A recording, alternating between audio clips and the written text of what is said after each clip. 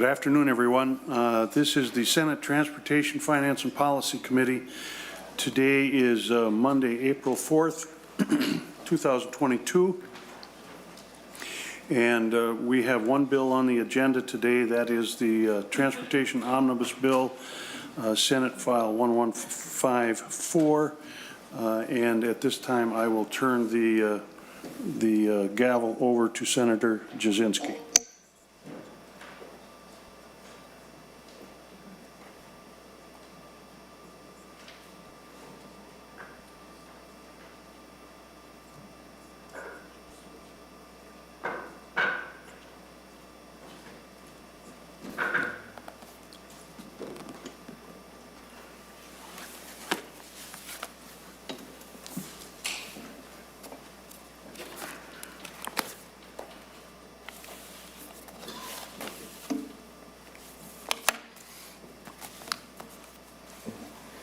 Welcome, Senator Newman. Senate File 1154. To your bill, Senator Newman. Thank you, Mr. Chair. Members, this is the Transportation Omnibus bill. Yesterday, excuse me, we had, I believe, a very thorough walkthrough, and we had a number of folks who came in and testified on various aspects of the bill. I will tell you that the next stop after today would be the Finance Committee, and that is going to be tomorrow. I'm not sure what time, but it's going to be sometime tomorrow. So today, I would like to simply begin, because we've had that previous walkthrough, with entertaining amendments. Members, I have two amendments that I will want to offer, and the first would be the A22 Amendment, which is a technical amendment from the reviser, as I understand it. I can certainly have Ms. Stengel or Ms. Boyd go through that if you feel it is necessary. But at this point, Mr. Chairman, I would move the A22 Amendment. Thank you, Senator Newman. Believe we can go right on to voting on that one since it's a reviser's amendment. So, members, all those in favor of the A22? Whoop. Oh, I'm sorry. It is the A22-0408 amendment. Members, any questions? If not, all those in favor say aye. Aye. Aye. Those opposed say nay. Motion carries, and the amendment is approved. Senator Newman. I've already blown it. Ms. Stengel had told me the correct way to present that, and I missed it. So we'll do better from here on, I hope. The next amendment is the A37 Amendment, and this is what I would characterize as an omnibus cleanup amendment that I would ask Ms. Stengel and Ms. Boyd to walk us through. Thank you, Senator Newman. Any choice first, Ms. Stengel or Ms. Boyd? Ms. Boyd. Thank you, Mr. Chair. A37. Okay. I'll go quickly. And Ms. through Boyd, this. I think you're going to have to pull your mic in a little closer. Gosh. I'm sorry, Mr. Chair. Still out of practice this year. I'll start on lines 1.3 and 1.4 are changes to the appropriations for state road construction and corridors of commerce for Mndot. This is a reduction in fiscal year 23 for both of those items. Lines 1.5 and 1.6 are changes to the appropriations for state aid, county state aid and municipal state aid in fiscal year 23.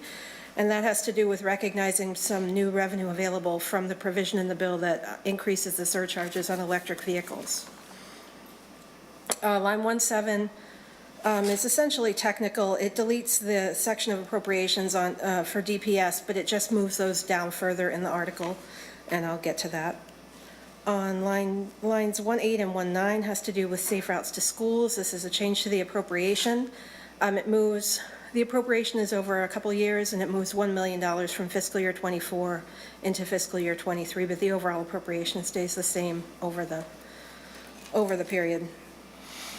Lines 111 on, or I'm sorry, 110 on, is the existing appropriation in the A9 for the State Patrol. Instead of the way it's presented in the A9, it's It's changed to amending previous law. So it's the same appropriation you'll see on lines 130 and 131, that $365,000 a year from the trunk highway starting in fiscal year '23. So then we can skip ahead to lines 311 on. This is the appropriations for driver services under DPS, and this is the same amounts as in the A9, again, just presented as amending laws rather than a simple appropriation. And you'll see all that rider language on the fourth page of the amendment is the same as in the A9. There's an adjustment to the base on 430 to, that wasn't done in the A9, so that's a correction. And then starting on line 432 on is a new item in this amendment that was not in the A9. This is a reduction to the appropriation starting in fiscal year '23 for vehicle services and DPS. And this has to do with later in the bill, and Ms. Stengel will touch on it in the amendment, there were some amounts changed. There are statutory appropriations made in the bill for items, for mail and online transaction items having to do with license plates. So this reduces the direct appropriation to vehicle services by that same amount. And then there's a base adjustment accordingly on 525 and 526. Lines 527 through 530 is a shift of $1 million for school bus camera grants from fiscal year '23 to fiscal year '24 to the base in '24. So again, it's the same amount over the period, it's just a shift between years. Line 531 is a technical amendment. We forgot to put in a fiscal year on that project appropriation. Then starting at the bottom and on the top of page 6 is a new item. This was identified in a fiscal note on a provision in the bill that there are costs, the costs that the Office of Traffic Safety and DPS will need to have paid for that provision to allow deputy registrars to access crash records through Mndot. These are costs that OTS will have to pay to accommodate that. So that appropriation was made from the Driver and Vehicle Services Technology account, as it's mostly programming and other costs, I believe. And that's $19,000 one time in '23. Line 6.6 is also a technical amendment to replace a missing fiscal year. Line 6.7 through 6.20 or 6.19 is an adjustment to base amounts relative to other changes in this amendment for state roads and local roads.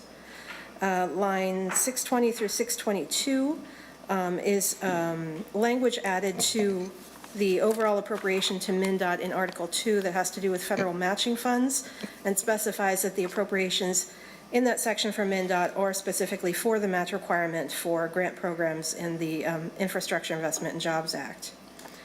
Line 623 through 624, it removes a report to the legislature dealing with any multimodal and discretionary formula funds spent under the IIJA, and it replaces it in part with, starting on 625, it's just made more broad. So reporting required, sorry, I'm getting ahead of myself. It's new language with a more general report, not just strictly for multimodal, but for any spending under IIJA. And then the other part of that new section 4 states that any document submitted to the federal government, FHWA, et cetera, under the IIJA required by the federal government should also be given to the legislative committees on transportation at the same time. And that takes us through 712. Line 713 through 715 is a technical amendment to make sure that an effective date works, to make sure that that transfer from the general fund to the HUTDF in fiscal year '22 to accommodate the match spending actually works for fiscal year '22. And then line 716 to 724 is just updated language for an existing trunk highway bonding project in the bill on US Highway 169. And now I'll turn it over to Ms. Stengel. Thank you, Ms. Boyd. Ms. Stengel. Thank you, Mr. Chair. Members, on page 7, starting on 25, lines 25 through 28, this moves a sentence out of one of the school bus third-party CDL testing into third-party school bus testing into the section on third-party CDL, and it allows the commissioner to cancel the authority to do third-party testing if a federal audit indicates there's something going on and it ends up jeopardizing the receipt of federal funds. On the bottom of page 7, line 29, carrying over onto page 8, it repeals a provision related to the oversight committee that was established to transition from MNLARS to VTRS, and it repeals the requirement for that committee to do a final report to submit to the legislature. On lines 11 through 22 is a rulemaking requirement related to third-party testing, and this requires the Commissioner of Public Safety to amend some rules in a very specific way using the good cause exemption. Lines 23 through 26 repeal a couple of additional rules related to third-party testing. Lines 27 and 28 are a couple of cleanups. Lines 29 through 30, and on the top of page 9, lines 1 and 2, require exam stations to be in each county outside of the metro that has more than 130,000 people. Page 9, lines 3 and 4 adjust the amounts for the statutory appropriation amounts to DPS for mail and online transactions. Line 5 and line 6 are cleanup. Line 7 through 10 prohibit the Met Council from imposing a tax or a fee to pay for guideway costs, including host county responsibility costs. And then the remainder of the amendment requires Mndot or the Met Council to do cost-benefit analysis on any of those any of the guideways that have already had a locally preferred alternative but are not yet in revenue operations. And that picks up the few pieces that have already passed locally preferred alternatives. And that's important because the provision in the bill requires a cost-benefit analysis done by the responsible authority to be done before that determination is made. So this sort of clears the deck of all of those. And that's the amendment. Thank you, Ms. Stengel. Questions on the technical amendment, on the cleanup? Senator Dibble. Thank you, Mr. Chair. This is not a technical amendment. This is fairly substantive, which is fine. I just wanted to be sure for the record that the public knows this isn't a technical amendment. There's some substantive policy changes in here. I did want to ask Mr. Chair, Senator Newman, just one item, well, a few items caught my eye, but one in particular at this moment, which is the exam stations required to be located in each county with a population of 130,000 or more. Do we know, does that add substantially to the minimum of 40 or keep it about the same, or do we know what the effect and impact? I don't know that I necessarily disagree. I'm just curious if we know that that has a substantial effect on the minimum of 40 and the other requirements that are in the underlying bill. Senator Newman. Mr. Chairman, Senator Dibble, I don't think it's really been established as of yet exactly how many exam stations that we are going to have. This addition is made for the purpose of, we've got some counties in Minnesota with a substantial population, namely be Wright County, St. Louis County, and Olmsted County. And we simply want to make sure that there is an exam station in each of those 3 counties, in addition, of course, to Hennepin and Ramsey. Thank you. Senator Dibble. Follow up? No. Okay. Other questions on the A37? Seeing none, all those in favor say aye. Aye. Those opposed say no. Motion carries. The amendment is adopted. Senator Coleman. Thank you, Mr. Chair. And if Ms. Stengel could correct me if I'm wrong, I believe I have the A19 Amendment. That is correct.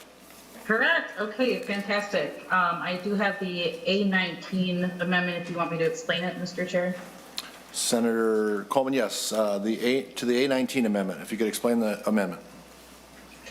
Absolutely. Thank you, Mr. Chair. So as many of you remember, we had a hearing on the Vikings Foundation license plate, and Chair Newman at the time expressed interest in perhaps getting all the major sports teams in Minnesota that have foundations as a part of this process, so that we aren't seeing several separate bills come down the pipeline later and we can just get this all done. We've been in touch with those, we took that feedback. We've been working with the sports teams in Minnesota that are based here and have foundations here, as well as the Vikings Foundation, to make sure they're okay with this. And the amendment just opens the process up to all those teams as well. So it's pretty straightforward. and the funds would be distributed proportionately to number of plates sold, or if there doesn't have to be, but if there were one plate with all of them, that would be split evenly. Thank you, Senator Coleman. Questions on the A19, members? Senator Dibble. So thank you, just a clarifying, I think I'm glancing at the amendments. Someone whispered in my ear earlier in the hallway, so I had some idea that it was coming. But just to be sure, the proceeds from the plates, these various plates, would go to support 501c3 charitable foundation types of activities that these sports teams have. Thank you, Senator Dibble. That was my understanding. Senator Coleman, can you confirm that? Thank you, Mr. Chair. Thank you, Senator Dibble, for the question. Yes, this is for teams that have foundations. The proceeds go to their foundations, not to the sports teams or anything like that. Okay, thank you. Thank you. Other member questions on the A19? Seeing none, all those in favor of the A19 signify by saying aye. Aye. Aye. Those opposed say no. Motion carries. The amendment is adopted.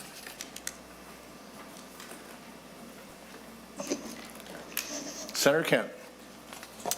Thank you, Mr. Chair. I would like to offer the A10 amendment. Senator Kent offers the A10 amendment. That will be distributed. While we're distributing it, if you wanted to explain the amendment. Senator Kent. Thank you, Mr. Chair, and I want to express my appreciation to Senator Newman for working with me on this one. This pertains to, let me flip to it, Article 4, Section 1, which is the data security account from the funds, the proceeds that come in from the sale of bulk data under federal permissible uses. I will try not to speak too long about bulk data and put everybody to sleep, but this is important information about Minnesotans' data, their vehicles, their driver's license information, and I want to make sure that we do not lose the ability to consistently provide some oversight about how private companies are using that data once they have it. And so all this does is restores a little bit of language. It's nowhere near as specific as what the original language was in statute that was deleted in Senator Curran's bill, and I talked to him about this, but it basically says that the funds are appropriated to the legislative auditor for the purpose of oversight relating to security of data stored and transmitted by state systems. And so with that, I would appreciate support, and I do commit to continuing to work on this with the legislative auditor and with Senator Curran to make sure that everybody's comfortable with it as we move forward. Thank you, Senator Kent. To the author, Senator Newman. Thank you, Mr. Chairman, members, and with the assurances of Senator Kent, she has just outlined them, I am supportive of the A10 amendment. I think it's a very good idea to monitor the sale of our, what I consider private information. I was always pretty surprised when I realized that it was in fact being sold. And so I think Senator Kent's amendment will address that. I do appreciate the fact that she's willing to work with the Office of the Legislative Auditor to make sure it's done in conformity with how they want to operate. But with that comment, members, I do support the A10. Thank you. Any other comments on the A10? Seeing none, all those in favor of the A10 signify by saying aye. Aye. Those opposed say no. The amendment is adopted. Senator Kiffmeyer. Thank you, Mr. Chair. I move the A36 amendment. Senator Kiffmeyer moves the A36 amendment. Okay. That one is being dispersed or has been dispersed. So, Senator Kiffmeyer, to your amendment. Thank you, Mr. Chair. So in this amendment, members, there are several areas that are just technical or clarification. And also there are three things you'll see, 7, 8, and 11. There are additional life cycle cost analysis factors to use, mobilization costs related to construction, maintenance, or rehab, costs for traffic control to protect workers and public during each construction, maintenance, or rehab activity in the analysis, and the third one for each feasible alternative with the residual service life at the end of the analysis period. And then there's clarification such as shoulder base, shoulder subbase, and so on. So, Mr. Chair, I ask for your support. Thank you, Senator Kiffmeyer. Senator Newman. Just one moment, Mr. Chairman, I haven't seen the amendment yet. Okay. Thank you.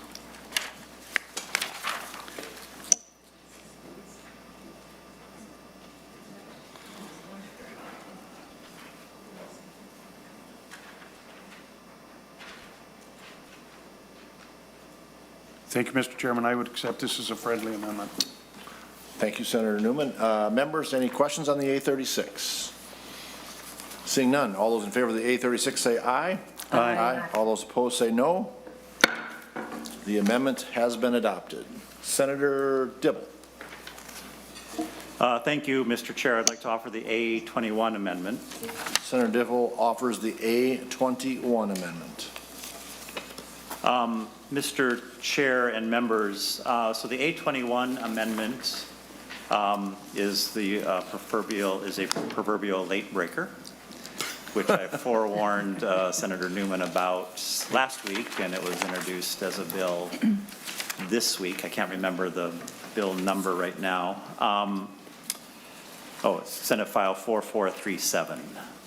And some people are making their way towards the front of the room as we speak, who are going to help me explain it or answer some questions.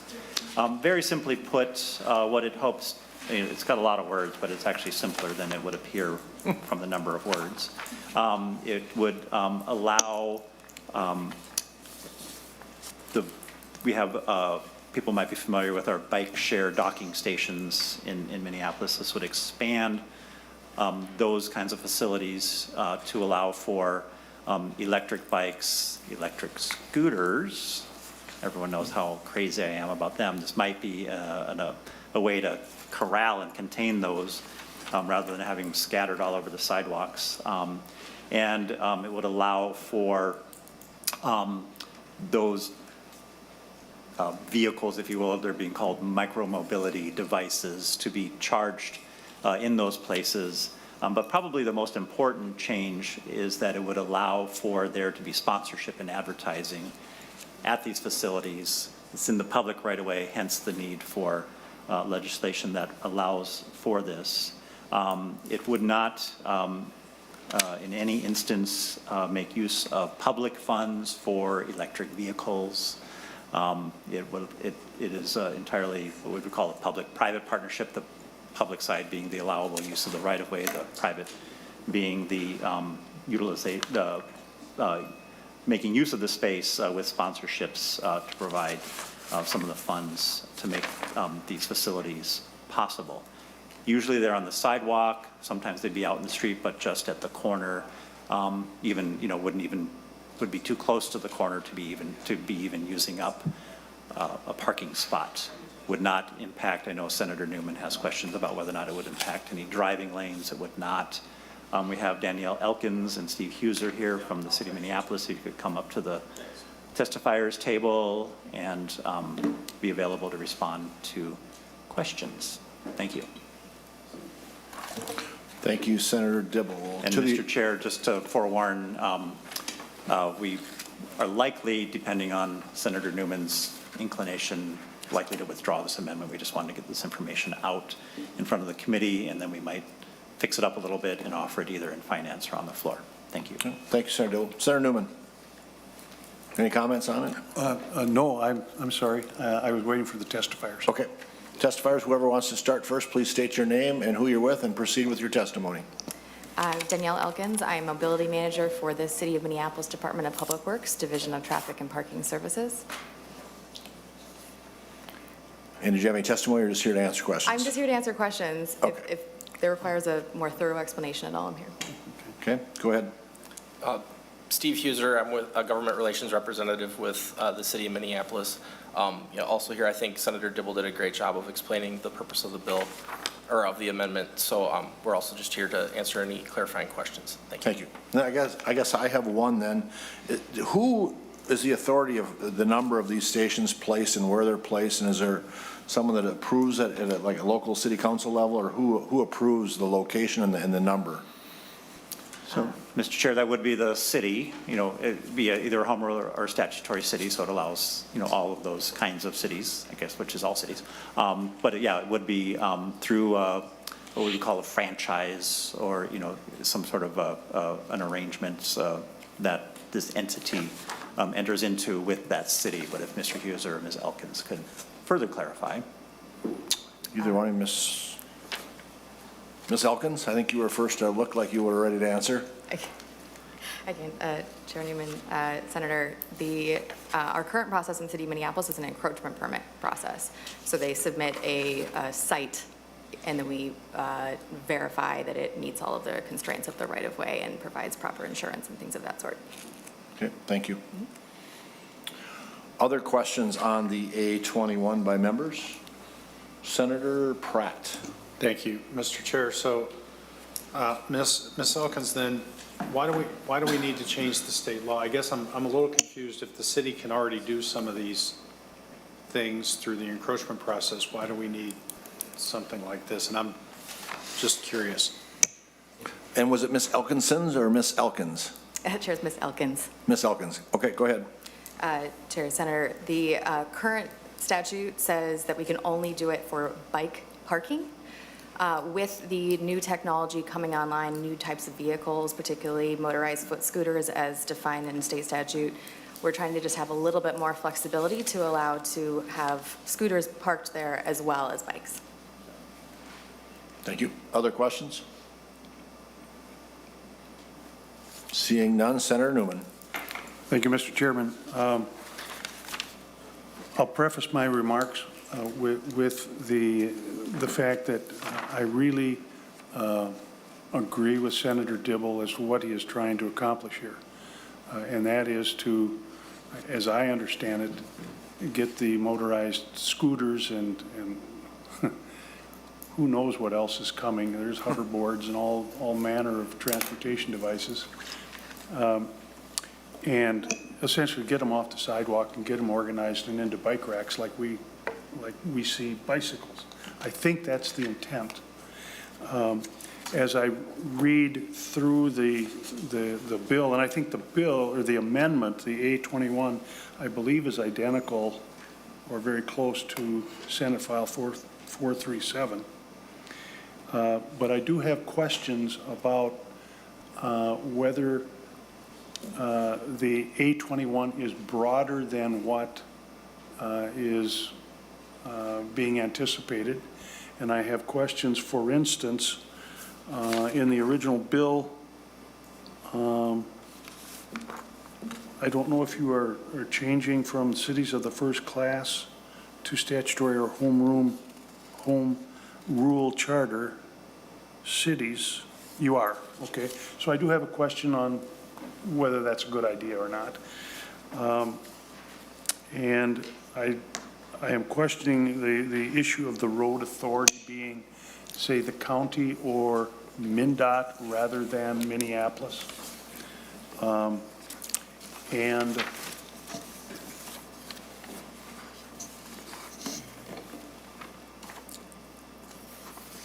the shared vehicles facilities portion on page 2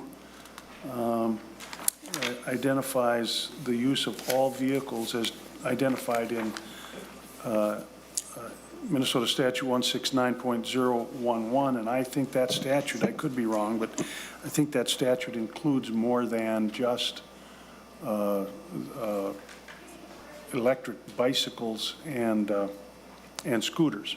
So what I'm suggesting, Senator Dibble, is that I think you've got a real good idea, but maybe the language could be tightened up so that we in fact know that what is being requested by the city of Minneapolis is exactly what you have stated, and that is this would be parking stations of some sort for the scooters and the electric bikes, allowing them to be charged there, and then allowing the advertisement for private business. So those three elements, I think, are present without going through this in great detail. I'm not sure if the amendment correctly states that. So I would ask that maybe you could work on it a little bit more, and I would be certainly willing to take this as an amendment on the floor once we get it narrowed down to what your idea is. Great, thank you. Senator Dibble. Thank you, Mr. Chair. Thank you, Senator Newman. We'll work on those elements between now and when we get to the floor, and withdraw the A21. Thank you. Senator Dibble withdraws the A21 amendment. Thank you. Senator McEwen. Thank you, Mr. Chair. I have the A17 Amendment.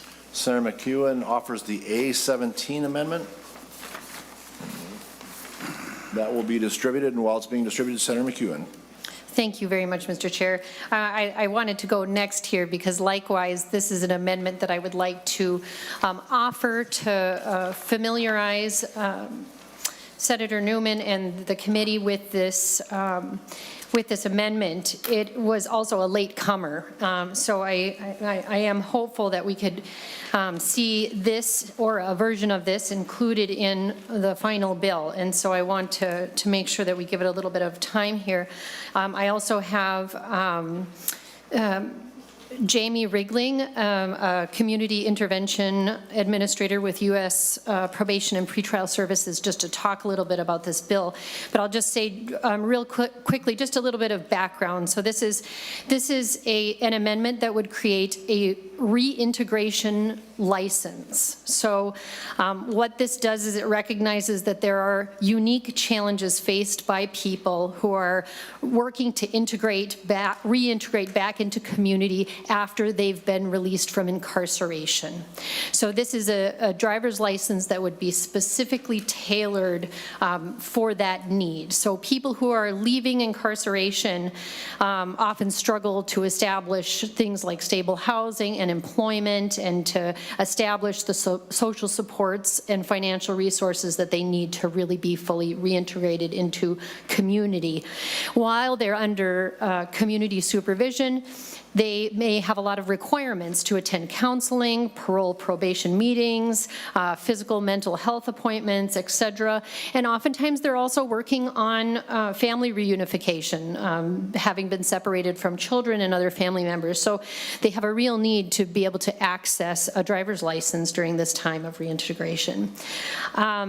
So adding to those challenges is the fact that a lot of people who are exiting incarceration have their driver's licenses suspended, often for old traffic infractions of fines that they need to pay up, that they weren't able to do that during incarceration. And resolving those fines, of course, takes earning money and having employment to be able to do that, and those fines will add up oftentimes into even the thousands of dollars.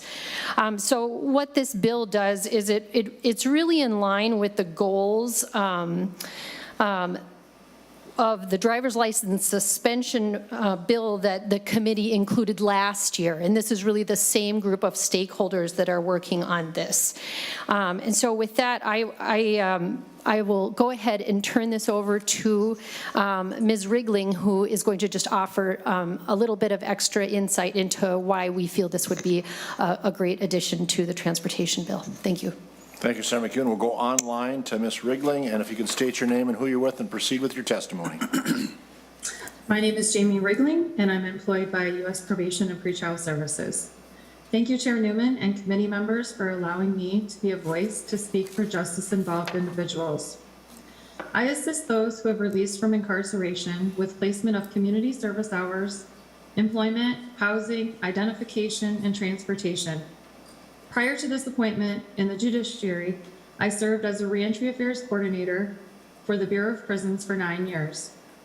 We've been working to advance this legislation in partnership with the Minnesota Collaborative Justice Project, which brings together law firms, legal service organizations, the Department of Corrections, the Bureau of Prisons, and many nonprofit organizations to improve outcomes for individuals returning to our communities from federal and state facilities.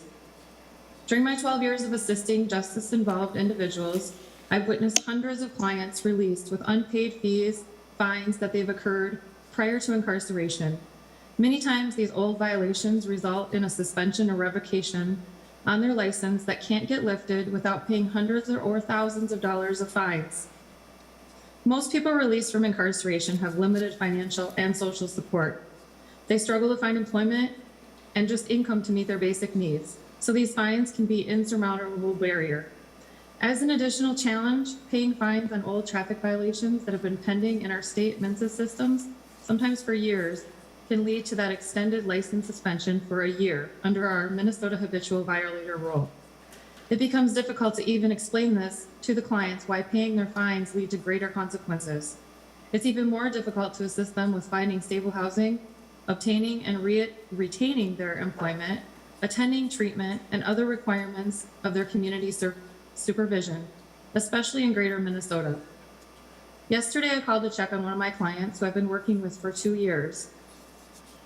2 whole years. In April of 2020, he reached out to me while incarcerated to work on his fines and fees because he knew his old traffic violations would impact those driving privileges when he was released.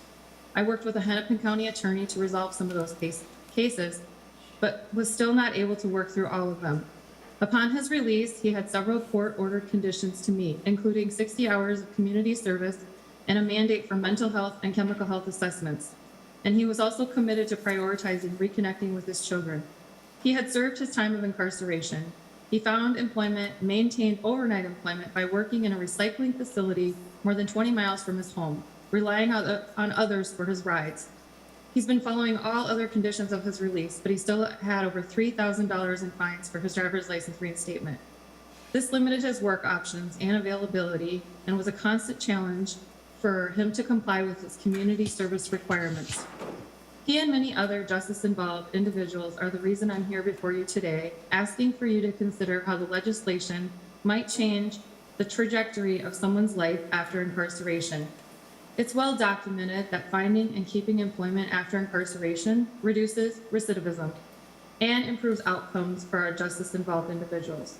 We can start with demonstrating our support by removing unnecessary transportation barriers with a 365-day reintegration license to give individuals a better chance of them becoming successful law-abiding citizens in our communities. Thank you, Senator McEwen, for taking the lead on this bill, and thank you for the opportunity to testify. Thank you, Ms. Riegling. Senator Osmond. Thank you, Mr. Chair. Well, this touches on an area, if you remember from last legislative session, that I worked on. And there was some additional movement. I didn't get it off the ground, but dealing with the fines that people are seeing, as also their suspensions when they're in prison. The clock doesn't usually restart until they actually leave. I'm not quite sure that I agree with a brand new license. I think our friends over the Judiciary Committee probably would want to see something like this. It's very late in the game. Maybe this has some promise in upcoming sessions, but it is a large departure, and I'm not sure it actually solves the problem. There's actually maybe some other items that need to be dealt with on this. With those suspensions and revocations that may be actually more beneficial than throwing a brand new license into the situation. So I think there's more thought that needs to be made on this one, but it has some interesting prospects. It's just not at the right time for this legislative session. Thank you, Mr. Chair. Senator Newman. Mr. Chair, Senator McEwen, I will have to admit that this is an idea that I was unaware of prior to your amendment. I am not at all opposed to the idea, because I do recognize that when someone does come out of prison, one of the most important aspects of them being able to make it, so to speak, would be able to get a job. And of course, you have to have transportation for that. So it's an intriguing idea. As I looked through your amendment, it's pretty evident to me that this would have to go to Judiciary. It's dealing with the Department of Corrections. It is dealing with prior fines, which are resulting in suspension and revocation. It involves the Commissioner of Corrections, not to mention Department of Public Safety which is being asked to create a brand-new license. So I guess I would agree with Senator Osmic that this is something that maybe we should take a real hard look at, but I think it needs some more work. But having said that, I would encourage you to maybe, to pursue this. I don't know that we can get it done this year because there are multiple jurisdictions involved insofar as the Senate is concerned. But again, I would encourage you to pursue this. I think it's a worthwhile idea at this point. Senator McEwen. Thank you very much, Senator Newman, and thank you, Mr. Chair. I appreciate that very much, your consideration of this amendment and this issue. And, just for the record, I would add, as we move forward with this discussion, a couple of points that I neglected to state at the beginning. And I believe there are some letters of support that should have been sent out for this as well. We'll make sure that those get to you, Senator. But this is, just to make sure everybody is clear, just a temporary license. So it would be issued for a period of 1 year, only to people who have been incarcerated for 180 days or more and who have then are trying to re-enter. So it is a very specific group that this is trying to assist. And there also already is in our statutes a type of license that can be a sort of provisionary license that can be issued to people to use that license to go to certain places. The problem with that license that's already in statute, however, as I understand it, is that it only applies to certain populations of people. So not everybody is eligible that would fit into this category who needs it for the purposes of complying with probation and their employment, as you had stated. So I just wanted to add that for the record. I'll withdraw the amendment now, and thank you very much for hearing it today. Thank you, Senator McEwen. Senator McEwen withdraws the A17 Amendment. Senator Johnson-Stewart. Thank you, Mr. Chair. I offer the A29 Amendment, and I also request a roll call vote, please. Senator Johnson-Stewart introduces the A29 Amendment. Roll call requested, roll call granted. And the A29 is being dispersed right now, I believe. Senator Johnson-Stewart, to your amendment. Thank you, Mr. Chair. This amendment serves to amend the transportation bill so as to optimize the $91 billion that is slated to come to the state of Minnesota as part of the Infrastructure Investment and Jobs Act. That $91 billion is slated for a variety of transit offerings, and so this amendment will do a variety of things, including adding operating funds for the second daily train from Chicago, eliminate the $10 million cut to Metro Transit, eliminate the Greater Minnesota Transit prohibition on using the Infrastructure Investment and Jobs Act funds for guideways. It provides Metro Transit with $20 million in each year in order to match those Infrastructure and Investment Job Act funds. It eliminates the Metro Transit prohibition on the Infrastructure Investment and Job Act funds for guideways. It also eliminates the restrictions on discretionary match funds, also in that Jobs Act. And then it allocates the sales tax on auto parts to include transit, namely 40% of that sales tax of the 100% to go to transit, of which 36% would go to Metro Transit and 4% to Greater Minnesota Transit, acknowledging that there's many people in Greater Minnesota who rely on a public transit system as well. And then lastly, respectfully, deletes all the restrictions and changes to Metro Transit finance, planning, construction, ownership, and operating policies. So with that, I offer the A29 Amendment, Mr. Chair and Senator Newman. Senator Newman. Thank you, Mr. Chair. Thanks, Senator Johnson-Stewart. The A29 Amendment significantly changes Senate File 1154 as amended, and consequently, I would oppose the amendment. Thank you, Senator Newman. Further comments? Senator Kent and then Senator Dibble. Thank you, Mr. Chair, and thank you, Senator Johnson Stewart, for offering this amendment. You know, you were talking about transit, and I was remembering a constituent of mine who is still working age, but received a diagnosis that eliminated her ability to drive. And she just really wanted much more convenient transit so that she could keep working. And it was a touching meeting and story, and I can only imagine how many other Minnesotans are in similar positions. And that is one of my great concerns with the bill before us today, is that it will absolutely inhibit our ability to meet the needs of so many Minnesotans who would otherwise have access to far more transit if we don't make this commitment. So I just wanted to lift up her story and her voice as representative of so many others. We need to do this. Thank you. Thank you, Senator Kent. Senator Dibble.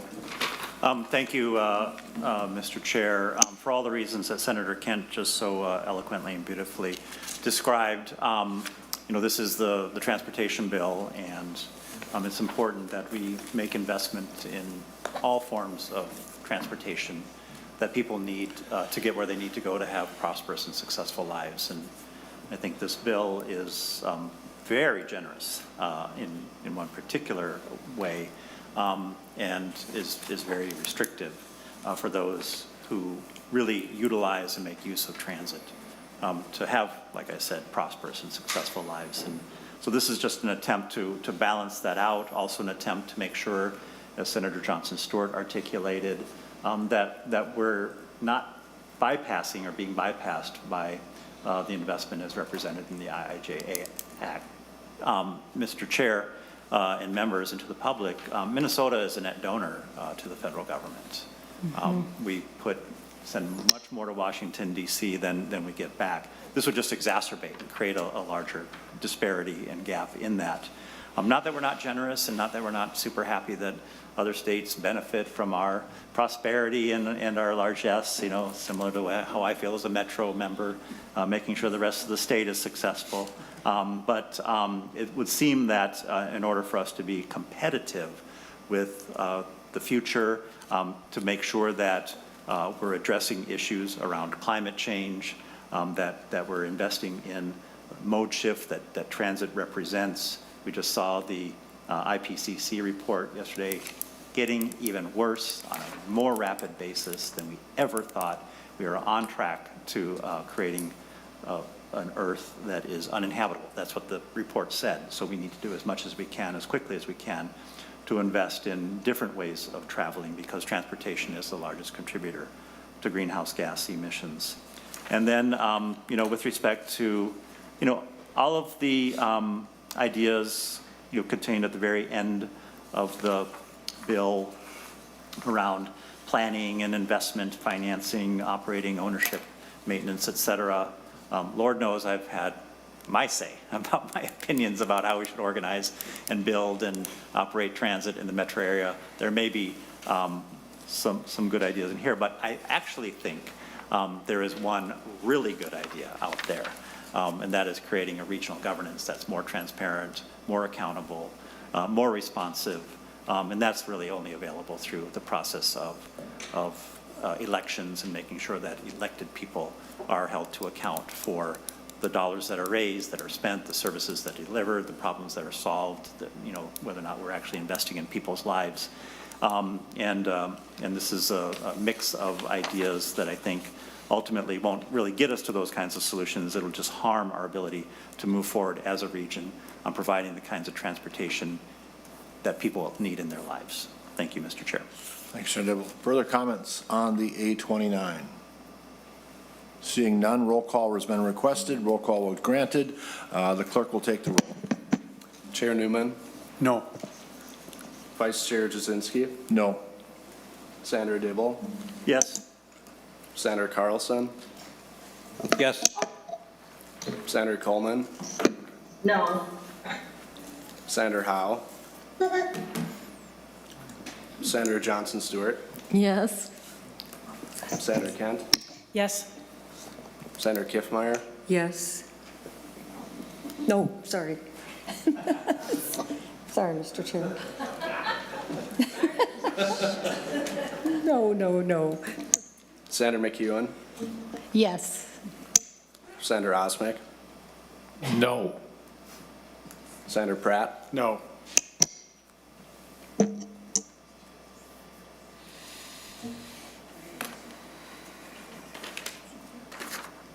On the A29 amendment, with there being 5 ayes and 6 noes, the amendment is not adopted.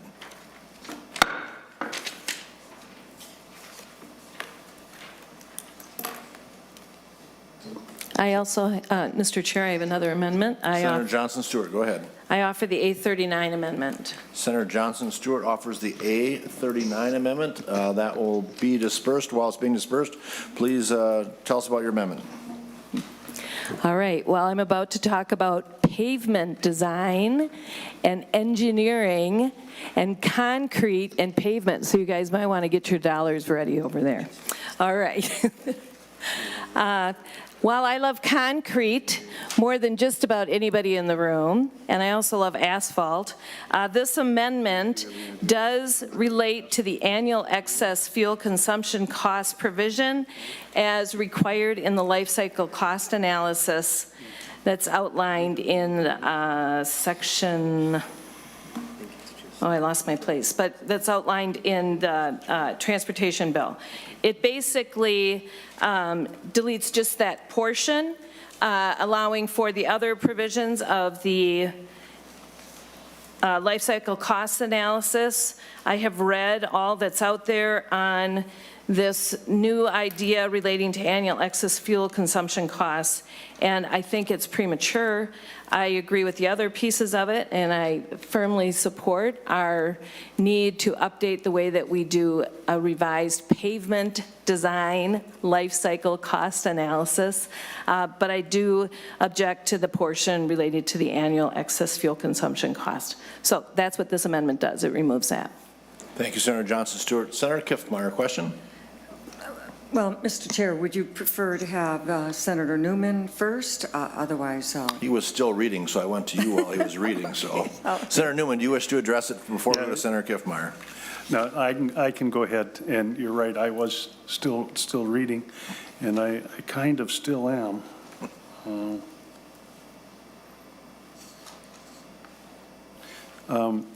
Thank you, Mr. Chair, and thank you, Senator Johnson Stewart. I'm going to oppose the amendment. The idea of the annual excess fuel consumption costs be taken into consideration and calculated, I think, frankly, is a good idea.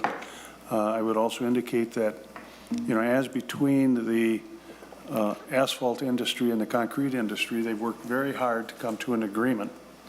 And they are two industries that, they work hand in hand, but they aren't always necessarily able to agree. And in this case, I think they have reached that agreement, and I would like to hold to that agreement. So I would oppose the A39. Senator Kiffmeyer. Thank you, Mr. Chair. I think Senator Newman has spoken well.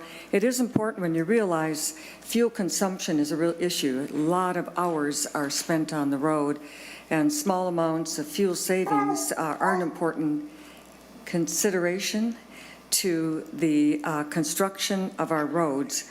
And thank you very much, Mr. Chair. I support your not accepting the A39. Further comments on the A39?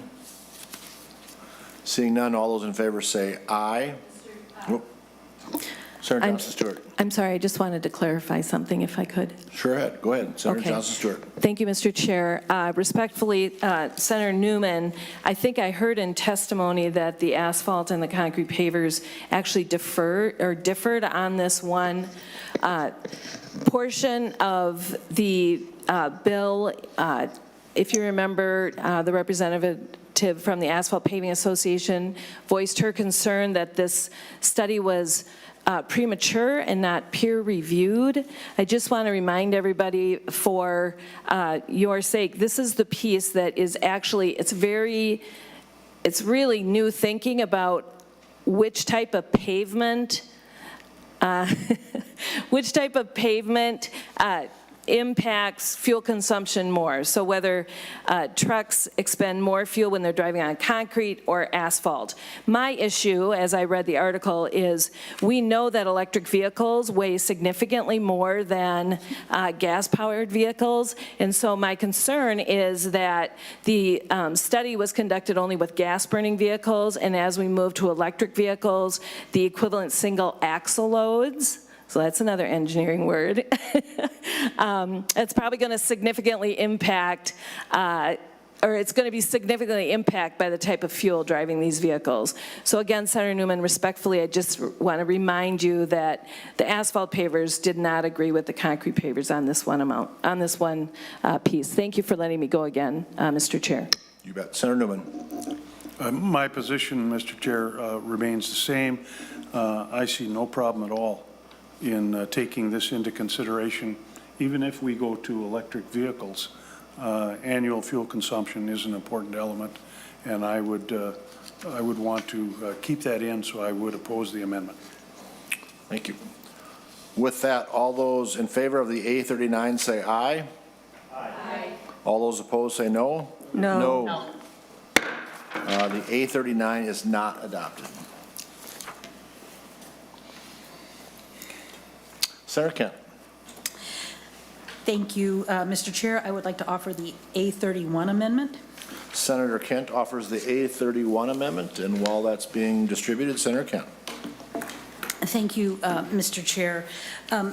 We've had a lot of conversation over the course of the past weeks of this session regarding, sorry, I'm trying to put my hands on it real quick. There it is. The transition to the future. And as we move away from gas-powered vehicles and gasoline is our primary fuel, which, as we all know, is the standard in the Constitution for how we fund our highways, our roads and our highways. And as we move to electric vehicles, we know things are going to change. And I've brought up several times that we should be looking at this in a thoughtful way, being planful about it, and rather than just throwing out ideas of fees on this or a tax on that, let's think about it, because, a true user fee on a fuel would reflect the usage. It wouldn't just be a flat fee that you pay at the time you purchase it, or an annual fee or something like that. It would reflect the miles traveled, for example, as we already have with gasoline.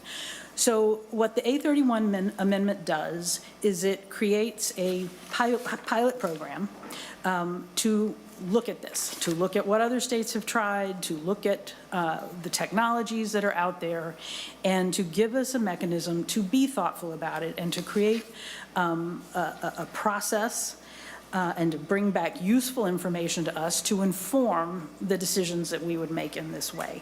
Mr. Chair, I hope I can get your support on this, because I think we all agree this is the direction we need to head, and it would be much better to do so in a thoughtful process where we can feel some confidence in the results that we get out of it. Thank you, Senator Kent. Senator Newman. Mr. Chair, Senator Kent. The mileage-based user fee is a topic that resurfaces quite often.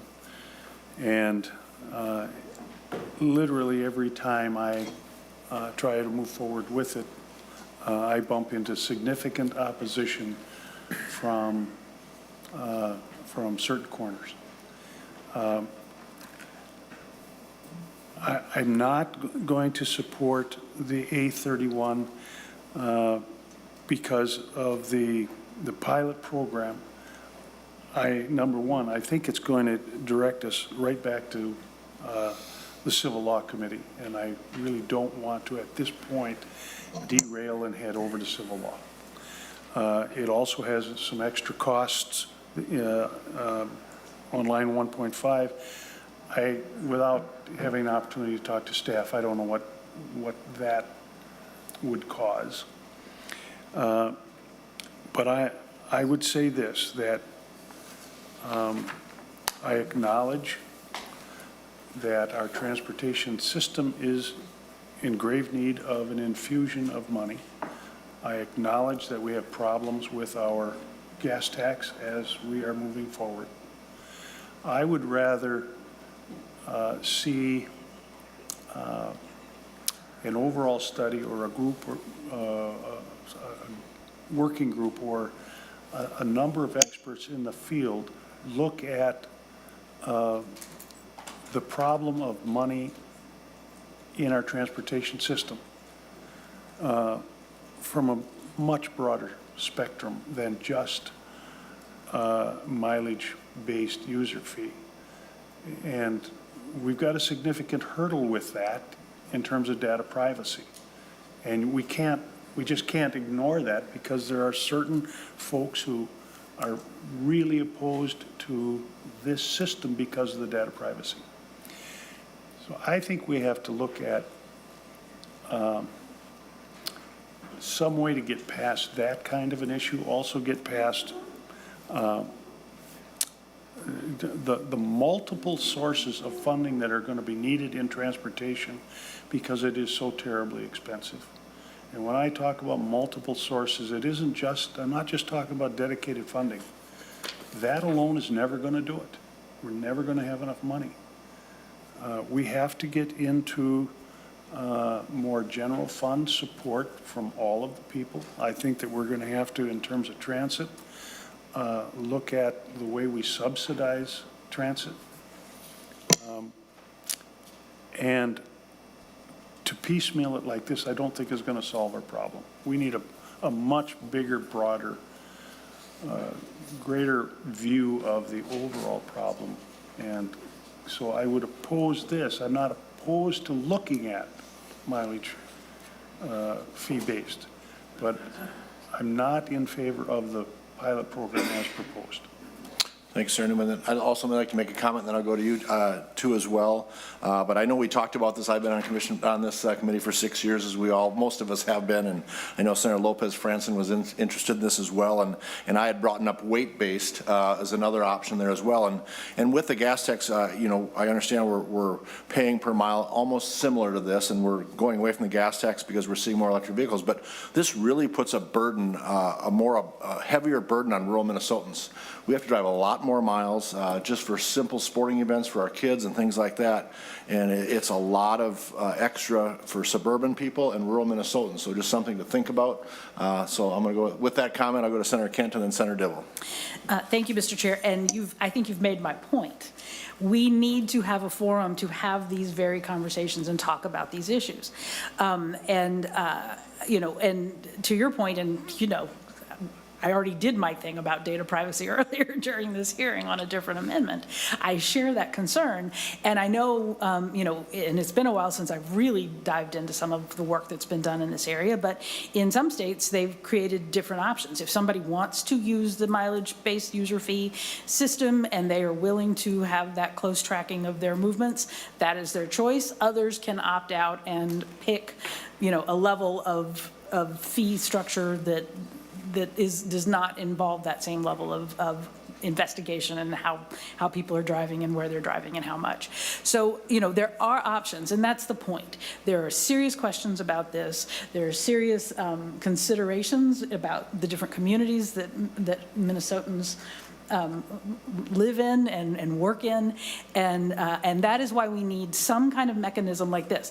To your point, Senator Newman, about whether we focus on the issue of electric vehicles and how that's going to be moving forward, which is the idea behind this proposal, or if we look at this in a broader, much more holistic way, you know, that is I think that's the legislative version of a chicken and egg kind of a situation. I mean, we are forever, do we really study the micro part and do that well, or do we take on something in a broader way, and maybe it gets a little too wide-ranging, but that obviously I'm a big picture person in general. But I hope we can I think we should consider this. This was Senator Lopez Franson's bill, because we've been trying to move this forward for some time now so that we can have these conversations and start uncovering the issues and the potential solutions that are a Minnesota solution. And so I think we should do this. And if not today, I hope we can continue working on this in a way that is much more inclusive of all the issues and all the people who are affected by it. Senator Dibble. Thank you, Mr. Chair. Well, Senator Kent kind of covered the waterfront, so I don't want to repeat her arguments and her eloquence. I did want to respond to just one quick thing, which there was an argument that, that we need a variety of solutions and et cetera, et cetera. And I think in terms of policy for transportation as it relates to finance, as is true in a lot of areas, we need, like we have in Minnesota, multiple sources so that we're not overexposed to one source and the resulting instability or volatility that might result. And of course, we have that, so, we're aware. And transportation, local roads are paid for largely out of property tax with some support that flows from the state through various means. And we have, the big three: motor vehicle sales tax, tab fees, gas tax, and now we're pulling in general fund. We do some bonding, to amortize some of the larger investments over time. So this is one of those potential ways of creating more variation, less exposure. It's just a study and analysis by a pilot to answer the kinds of questions that were raised here today. So I thank Senator Kent for bringing this forward. And Mr. Chair, if I did not, can I ask for a roll call, please? Roll call requested, roll call granted. Senator Carlson. Yes, thank you, Mr. Chair. In thinking through this over the years, I've not been in favor of vehicle miles traveled simply because it was difficult. And as we go along here, the systems that automobiles contain are now getting more and more sophisticated. So the reporting is not as difficult as it has been before. And one of the things that has concerned me is this flat rate of charging vehicles $229 a piece to renew tabs.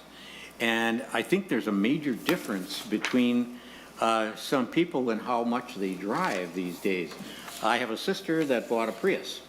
She bought a Prius because she only does short trips.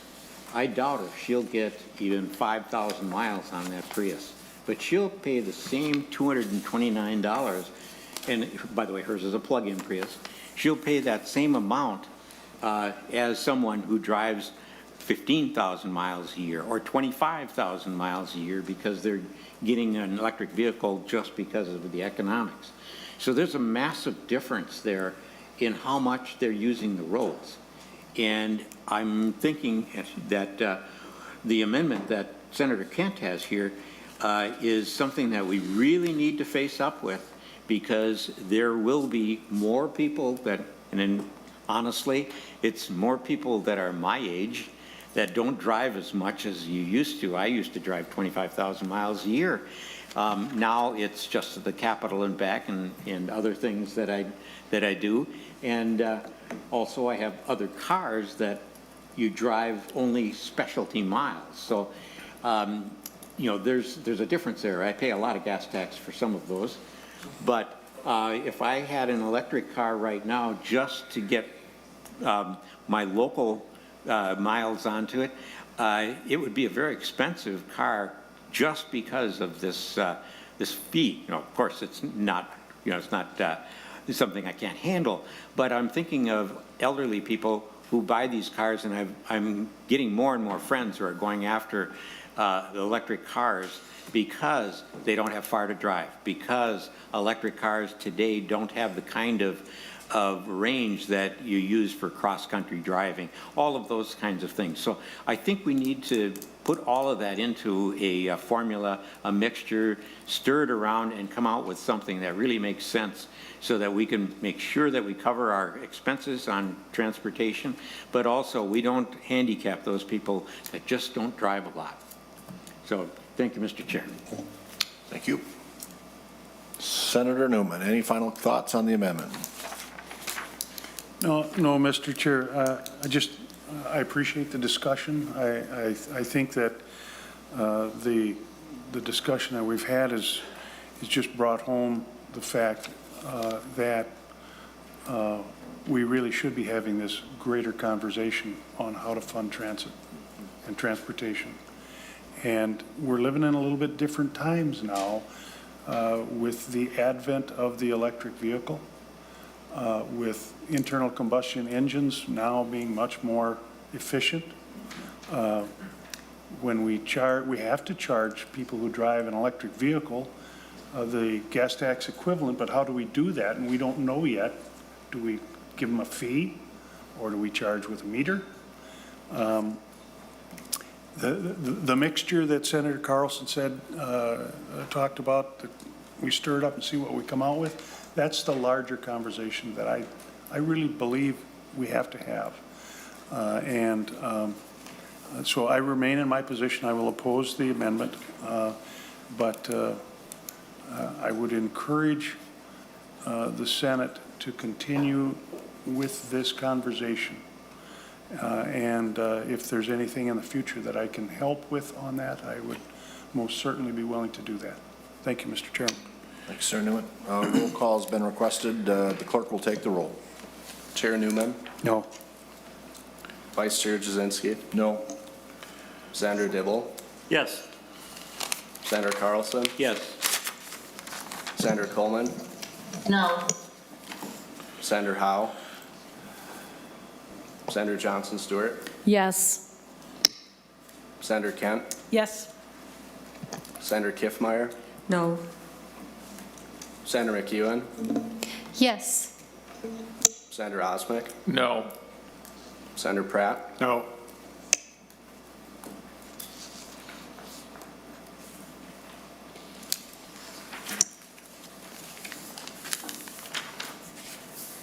With there being 5 ayes and 6 no, the amendment is not adopted. Senator McEwen. Thank you, Mr. Chair. I have the A20 Amendment. Senator McEwen offers the A20 Amendment. While the amendment's being dispersed, Senator McEwen. Thank you, Mr. Chair. So this is pretty straightforward here. What this amendment would do is it would delete the sections in the delete all A9 amendment that have to do with third-party commercial driver's license. It would delete all of that. And then on page 43, section 22, it would insert some language that is, some of it is the same, but a slightly different language to set forth the provisions outlining how online driver education programs should be done. And it really goes, if you look at some of the changes, it really goes to making the experience for students and for teachers as closely aligned to a in-class experience as possible, really ensuring that students are getting that comprehensive driver's ed instruction, that the quality is going to be the same as it would be in person. So that is, in a nutshell, the amendment. I'll stand for questions if anybody has any comments or questions. Thank you. Senator Newman. Mr. Chair, Senator McEwen, I would oppose the A20. If I understand this correctly, it removes the third-party CDL language from the bill that we've been working on now for a number of years, and I happen to believe that it is the correct way to go. It also substitutes the House language from last year on online driver's ed for the language that we have in our bill this year. And online driver's ed is something that, I realize that maybe the agency isn't all that crazy about, but I really believe that in the future, online driver's ed, for instance, is going to be widely used and widely accepted by our constituents. So consequently, I would oppose the amendment. Thank you, Senator Newman. And I would also echo, seeing it as my bill for online driver's ed. I think it's worked really well in the bus driver online. It's filled the gap of much-needed bus drivers. I think, again, with today people's schedules and what they do, I think online provides a good flexibility for our students to learn.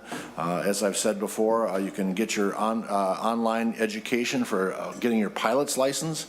I think if you can do that, you can do that for a driver's license as well. Further comments by members? Senator Dibble. Thank you, Mr. Chair. I think the bill, the amendment actually agrees with those things you just said. That online driver's education is a good thing, but it recognizes that it could be even just a little bit better under this proposal to replicate the kinds of classroom in-person interactivity experience that's shown that particularly young people, below the age of 18 really need and can benefit from. So I think it just kind of expands upon the virtues and, basically replicates, how online driver's education was conducted. Well, we're still in the pandemic, but during, as I say now, during the pandemic, even though we're still in the pandemic. And so that's what this language aspires to. And then on CDLs, we've had the discussion. We take it as an article of faith that there's a truck driver shortage. But, I think there's pretty compelling evidence that, there are a lot of people with CDLs out there who started in the industry and just couldn't maintain themselves in it because of the low pay and the working conditions. And I think there's some evidence that that's by design, that this churn is deliberately generated so that pay and that those conditions of employment can be kept as such to keep costs down. And so what I would like to see emerge from the industry is an initiative around that, around, how do we get back to a time when this was the kind of job that paid well, and that people could actually have some semblance of work-life balance and didn't have significant negative consequences to their health. Thank you, Mr. Chair. Thank you. Further comments? Senator McEwen. Thank you very much. Just a couple closing comments. Thanks everyone for weighing in on this idea, and I just want to offer as the parent of a 16-year-old who just recently completed a driver's education, I agree, and I would add that I think that online driver's education is great. I think it can be wonderful, but it is so important, and those of us with teenagers or who have had teenagers, we know this, it is just so important to have the quality of that program be verified and certain, so that it could just so easily turn into a sort of a program that's not meeting the standards that we want it to meet for our kids, for public safety, for all of us. So we just want to make sure that it's really shored up. And with that, I would ask for a roll call, please, as well. Thank you on this. Roll call requested. Roll call granted. Seeing no further discussion, the clerk will take the roll. Chair Newman. No. Vice Chair Jasinski. No. Senator Dibble. Yes. Senator Carlson. Yes. Senator Coleman. No. Senator Howe. Senator Johnson Stewart. Yes. Senator Kent. Yes. Senator Kiffmeyer. No. Senator McEwen. Yes. Senator Osmick. No. Senator Pratt. No.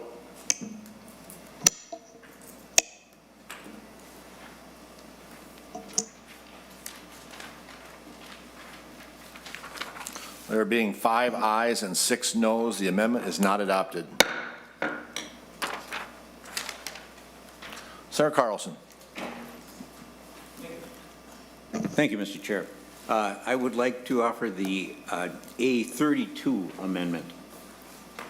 Senator Carlson offers the A32 Amendment while it's being dispersed. Senator Carlson.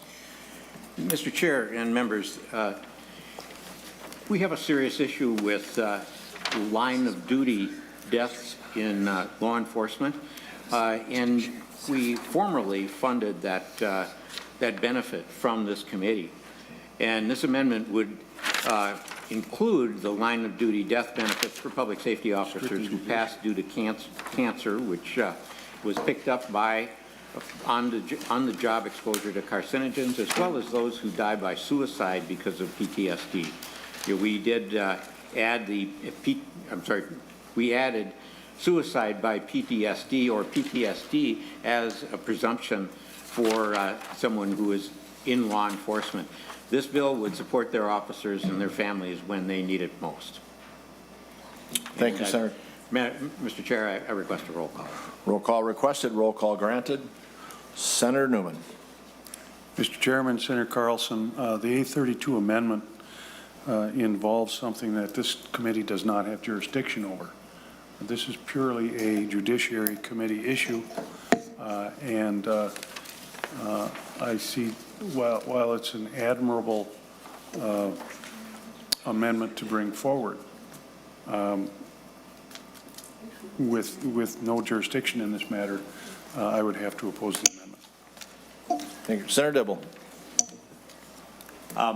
Mr. Chair, with apologies to Senator Newman, I had thought to clarify this with him earlier, but we did check and double check. You know, when I was chair, this was certainly within our jurisdiction, and I did check through Senate Research and Fiscal Services, and I think this does actually, this is in our jurisdiction. It has been. I think this came up the other day too, along with another matter too. So I don't know if jurisdiction, if there's an agreement among the chairs that there's a separated jurisdiction, but this has traveled in this bill in the past. These kinds of things have traveled in this bill in the past. Further discussion. Senator Kiffmeyer. Thank you, Mr. Chair. I serve on Judiciary. Several topics have been in Judiciary very similar to this, so I would agree that this belongs in the Judiciary Committee. Further discussion.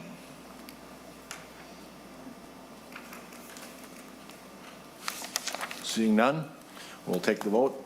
Did you say request a roll call? I'm sorry. Yes. The clerk will take the roll. Chair Newman. No. Vice Chair Jasinski. No. Senator Dibble. Yes. Senator Carlson. Yes. Senator Coleman.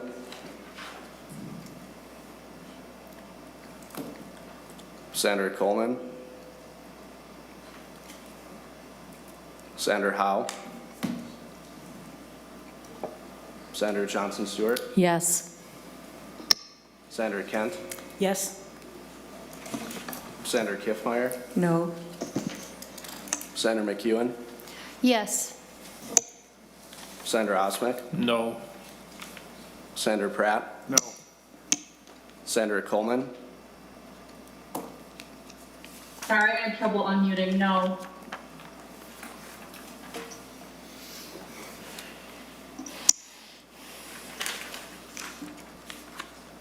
With there being 5 ayes and 6 noes, the amendment is not adopted.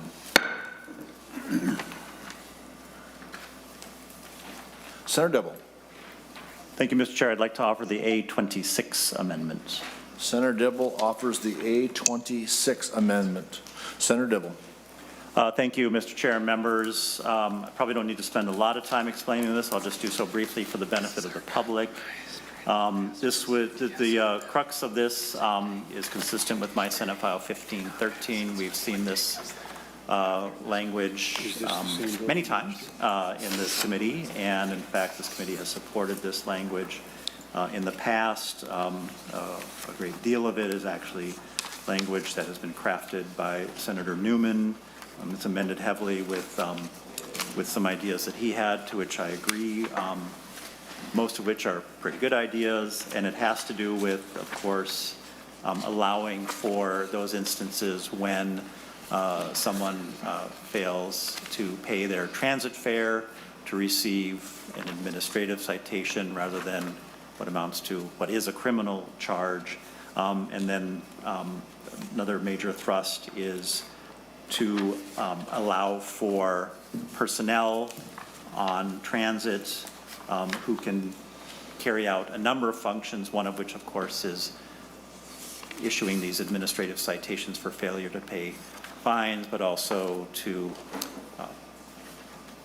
be a calming presence, to be of assistance, to give direction, to call police in when police are needed, and things like that, so as to proactively address issues of social disorder, of problems, of the comfort that people have riding transit. So, Mr. Chair, this went on to judiciary, never to be seen again, so I'm hoping we revive it here, because it's, I think, something that we think is research-based. There's evidence from many other cities that this is really the way to address the issues that have been identified by Senator Coleman in this bill, and many agree really should be held in a more holistic, positive way that is shown to be effective versus simply just a policing response to some of the problems on transit. Thank you, Mr. Chair. Thank you, Senator Dibble. Senator Newman. Mr. Chairman, Senator Dibble, this does look familiar from last year. There are a lot of good ideas in this bill that Senator Dibble and I discussed last year. I think, frankly, a number of the provisions in this bill, Met Council probably already has the authority to carry out without any further legislative action. The biggest problem that we have is the civil citations will take us to judiciary, and I would just as soon not divert our omnibus bill for a stop in judiciary to discuss this. So I am going to respectfully oppose the A26. Any other comments? Senator Dibble. Mr. Chair, if I could ask Senator Newman, Senator Newman, I sense that you're favorably disposed to some of these ideas. Some of them absolutely are right. Metro Transit is already doing, especially in kind of the first parts of the bill. Some, however, do really need some changes in statute, particularly around administrative citations.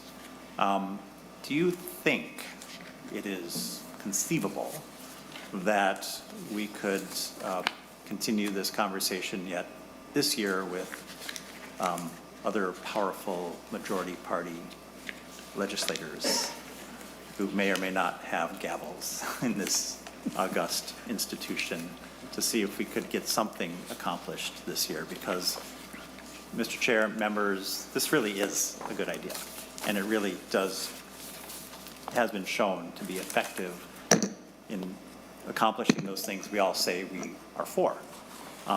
So, I'm just hoping that we can actually get something done this year.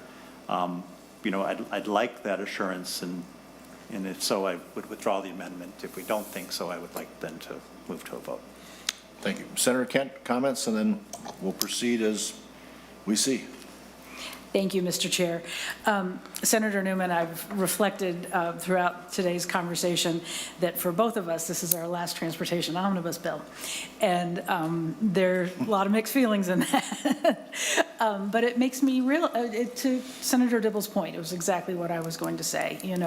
This is a good idea. There are a lot of good ideas in here. And if we could figure out a way to try to move this forward, I think that would serve the people well, and I hope we can do that. Senator Newman. Mr. Chairman, Senator Dibble, Senator Kent, again, I agree. There's a lot of good ideas in this bill, and I do remember working with Senator Dibble last year on it to try and get it resolved. We fell short. We're more than happy to work with Senator Dibble again this year as we move forward, because I do think that there are things that can be done in our transit system, and I'm thinking pretty much along the lines of light rail, but in other areas also, that we could make transit safer and better and more efficient. So the answer to your question, Senator Dibble, is yes, I will continue to try and work with you on see if we can find a resolution on this. Senator Dibble. Thank you, Mr. Chair. With that, I will withdraw the A26. Senator Dibble withdraws the A26 amendment.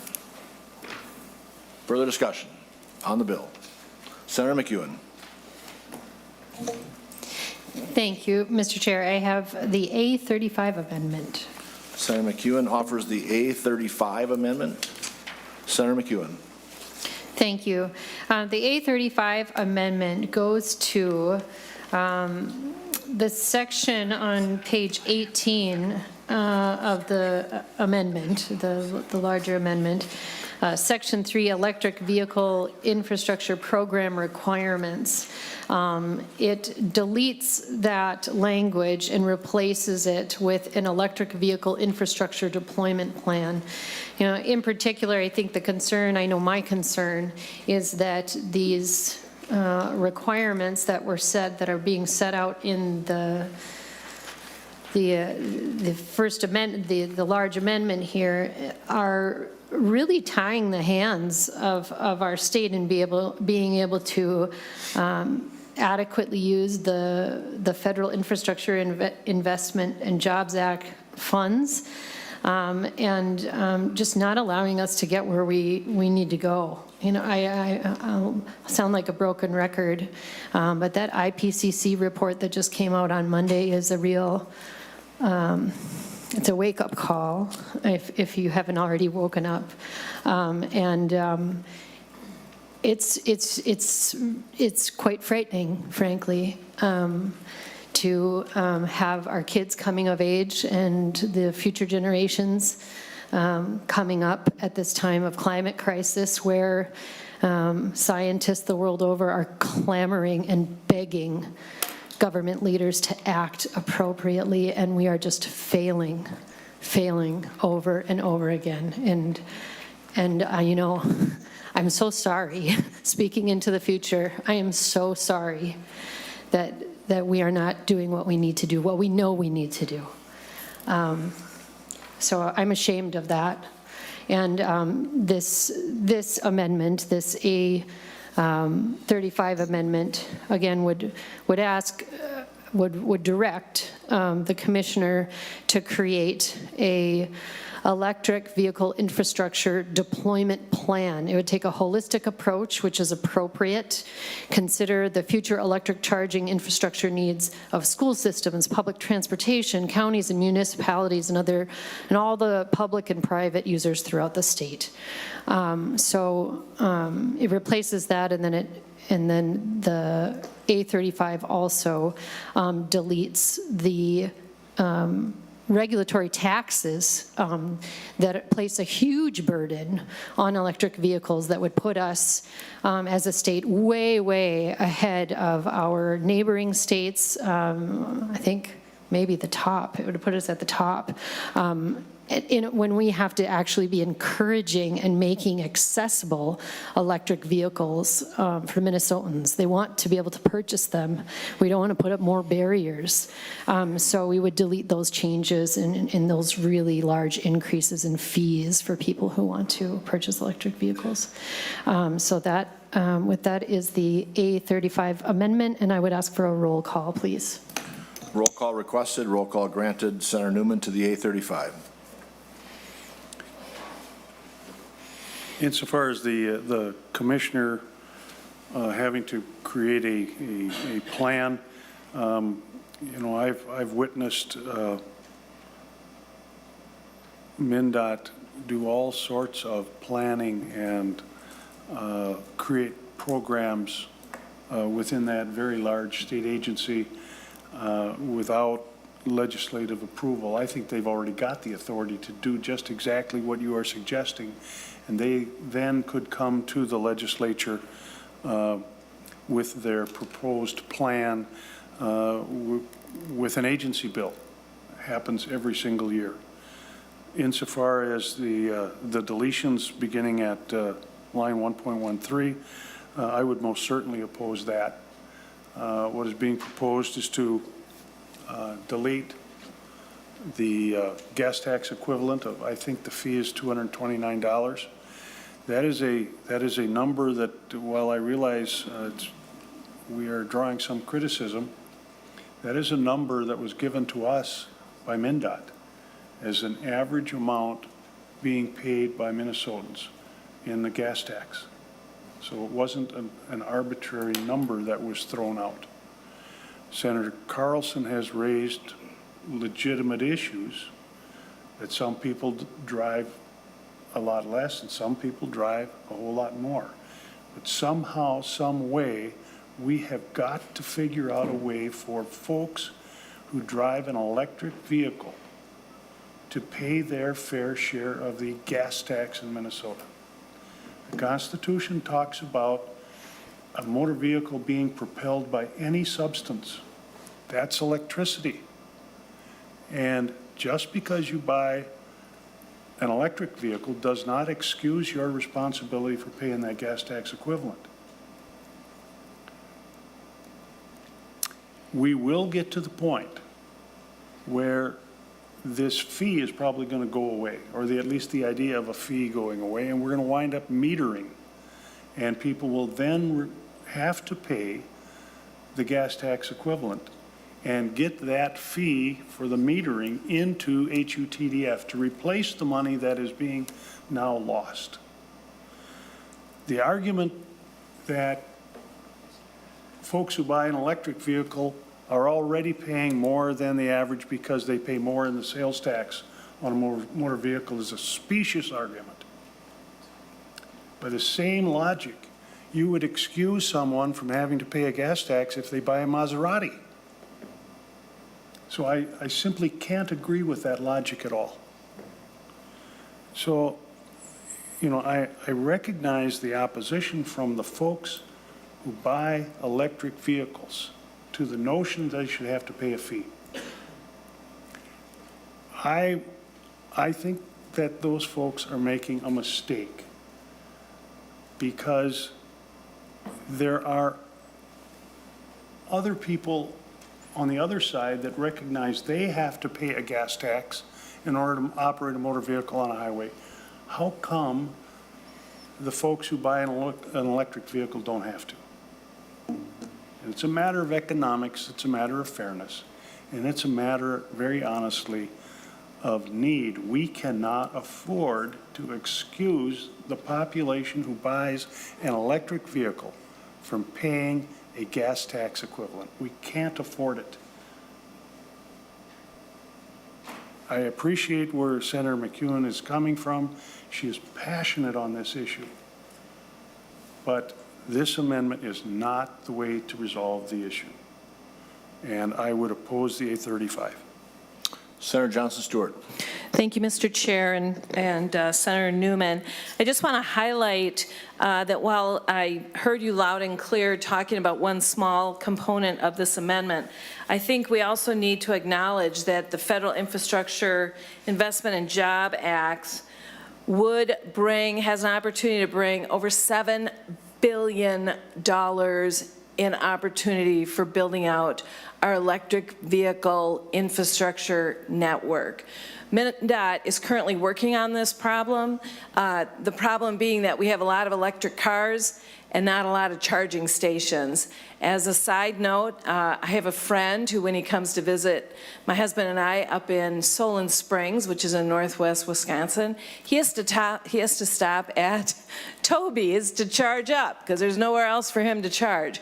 My husband installed a electric vehicle charging station in our garage at a cost of about $100, and now we have people from all over using our electric vehicle charger. I'm thrilled. It's a pleasure. The reality is we are going to see more electric vehicles in the future. All you had to do is watch the Super Bowl to see that. I didn't see one ad for one gas consuming vehicle on the entire Super Bowl, but I saw plenty for EVs. So we can ignore it and we can have people plan their trips around Minnesota, especially those trips that do not use our current EV charging network of Highway 35 or Highway 94, or we can embrace the billions of dollars that the feds are offering up for us to planfully create an adequate system for EV vehicles. So Senator Newman acknowledged that this amendment does include one small piece around the fees charged to electric vehicles, but I think the big lost opportunity here, if we do not vote for this amendment, is the billions of dollars that we will be losing because we are ignoring the need for a build out of our EV charging network on our public roadways. Thank you, Mr. Chair. Thank you. Senator Dibble. Thank you, Mr. Chair. To the point that Senator Johnson Stewart just raised, other states are embracing this opportunity, and they're going to get all that money, and we're going to be sitting here looking really backwards. You know, I think the package of elements in the A9 Amendment, it sends such a strong signal to Minnesotans and to the electric vehicle industry that just don't bother coming to Minnesota. We're not going to support the build out of the charging infrastructure, and we're going to be punitive towards those who purchase electric vehicles. Meanwhile, other states are embracing, matching those dollars, creating plans, you know, encouraging the adoption of electric vehicles. So we're going to inhibit consumer choice, opportunity for folks to own those cars who want that opportunity. Senator Newman, I just respectfully disagree with you. You know, this tab fee is punitive. It's much too high and ignores the fact that those who are buying electric vehicles today pay much more, at least for a period of 10 or 15 years, than others do from constitutionally dedicated taxes and fees that we have, the big three. And they pay significantly. And you know, when Senator Howe had the tax on electricity, I wasn't dismissive of that idea, and I think we should have that conversation. And then I just have to get back to climate. Members, the IPCC report was so dire and so serious yesterday. We are on track. We are on track for global warming of 3.2 degrees Celsius. That is catastrophic. That is unlivable. We have to bring emissions down dramatically, immediately, if we're just going to cap out the overall increase to 1.5 degrees Celsius, which is still going to have tremendous upheaval and consequence in our economy, in our agriculture, in our lives, in our health. 3.2 degrees, we can't contemplate because the planet will become unlivable. We have to do something. It has to be immediate. It has to be dramatic. And Senator Newman, this bill doesn't just not move us forward, it moves us backwards in that regard. And so it's just so important. Thank you, Mr. Chair. Thank you, Senator Dibble. Senator Johnson Stewart. Thank you. Thank you, Mr. Chair. Senator Newman, I just want to offer up an idea that I've been working on to illustrate how we can move forward with a haphazard approach to planning out our EV charging network, or we can be thoughtful, and that's what Senator McEwen's amendment does. So think about the large fleets of vehicles that are owned by both the University of Minnesota, the MnSCU system, and frankly, the DOT in all of our cities and counties. Literally thousands of vehicles, and we have their gas usage for decades because all of those vehicles use either credit cards that are paid for by the public, or we know where, you know, for example, a county guy would fill up his county truck at the county yard. So we have data for decades. We also know where these vehicles are going because we have mileage logs. And in fact, I've already requested mileage logs from the University of Minnesota. It's very easy data to get. So we know exactly where the electric fleet, as Mndot and the University and MnSCU adjusts and turns their fleet to EV, which they're doing, by the way, we know exactly where they need charging stations. We have state-owned land around the whole state, whether it's at county yards, or it's at universities, or it's at public schools, or it's at MnSCU colleges. We could easily create a very smart plan for how the state could create a really great, really efficient, built-out electric vehicle charging network, and I'm already starting on it, and I want to do it. I think it's smart. I think it uses taxpayer money wisely. I think it allows us to get extra revenue. I think it allows us to enhance the ability of our state agencies to further use electric vehicles, which we know save money. And so I just ask that whether this amendment passes or not, we continue to work on this, because I think it's a really smart way for us to be planful and move into the future. Thank you, Mr. Chair and Senator Newman. Thank you, Senator Johnson Stewart. Further member questions? Seeing none? Oh. Further discussion, Senator Newman, or any discussion? Nothing further, Mr. Chairman. Okay.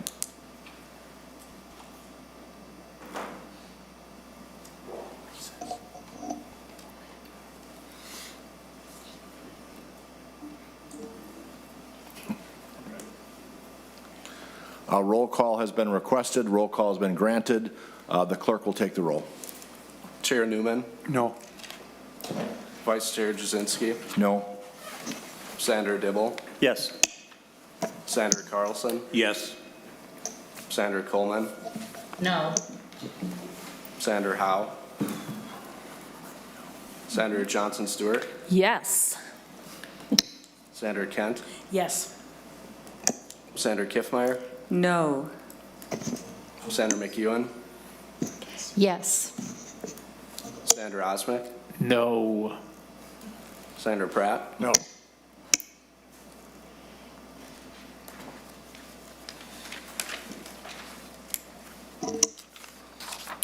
With there being 5 ayes and 6 noes, the amendment is not adopted. Senator Kent. Thank you, Mr. Chair. I would like to offer the A38 Amendment. Senator Kent offers the A38 Amendment.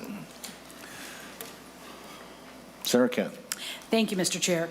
This is actually language we've seen. This is a bill that was offered by Senator Housley, and it would require Met Council to ensure that vehicle operators who provide bus service receive training on assisting persons with disabilities and mobility limitations to enter and leave the vehicle. We heard powerful testimony from a bus passenger who had been injured in an ice and snow situation, and I think there was pretty broad agreement that this seemed like a good idea. Senator Newman, I hope you can support the A38 Amendment today. Thank you, Senator Kent. Senator Newman. Thank you, Mr. Chair. Senator Kent, this language that you have in the A38 was removed, and it was removed because, as I recall, testimony from the Met Council indicated that they had already made the appropriate changes in their policy, and it was frankly deemed as not, no longer necessary as a result. Senator Kent, if you feel that there is still a need with the Met Council having made those changes, I will accept your amendment as a friendly amendment. I simply have reservations as to whether or not it's actually needed, but I will leave that to you, Senator Kent. Senator Kent. Thank you, Mr. Chair, and I appreciate the background on that one because I was curious why that one wasn't included. I do think that this is something that is important, and I think it is something worth making sure that we can move forward with and ensure the safety of Minnesotans. Mr. Chairman. Senator Newman. With that, I would accept the A38 as a friendly amendment. Seeing no other comments, all those in favor of the A38 say aye. Aye. Aye. Those opposed say no. The A38 is adopted. Senator Dibble and then Senator Carlson. Thank you, Mr. Chair. I'd like to offer the A28 Amendment. Senator Dibble offers the A28 Amendment. Senator Dibble to the A28. Thank you, and I'd like to request a roll call. Roll call will be granted. Thank you, Mr. Chair. The A28 is a request or a requirement that the Commissioner of Public Safety simply take a look at issuing driver's license to those who are here in our country without legal status, who are what we say undocumented, and then simply analyze the question, consider it, make recommendations back to the legislature with some recommendations. Thank you, Senator Dibble. Senator Newman. Mr. Chairman, Senator Dibble, I would oppose the A28 Amendment. Further comments? Senator Kent. Thank you, Mr. Chair. You know, this committee has heard testimony over the years about this issue.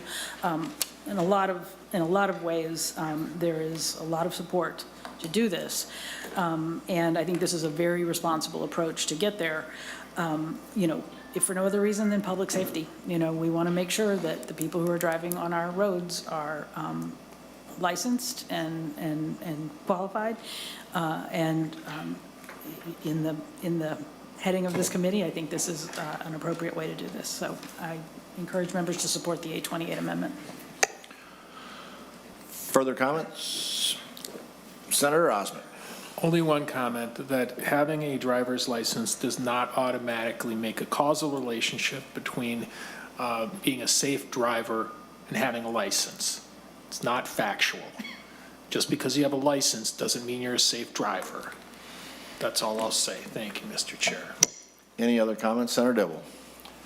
Thank you, Mr. Chair. You know, while I clearly have a position on this matter, as has been discussed and debated for many years around this place, and I think people on both sides of the aisle have different views than what you would think their party would presume, their party affiliation would presume, and we also know that a number of representatives of various sectors, particularly the business sector, think this is a good idea.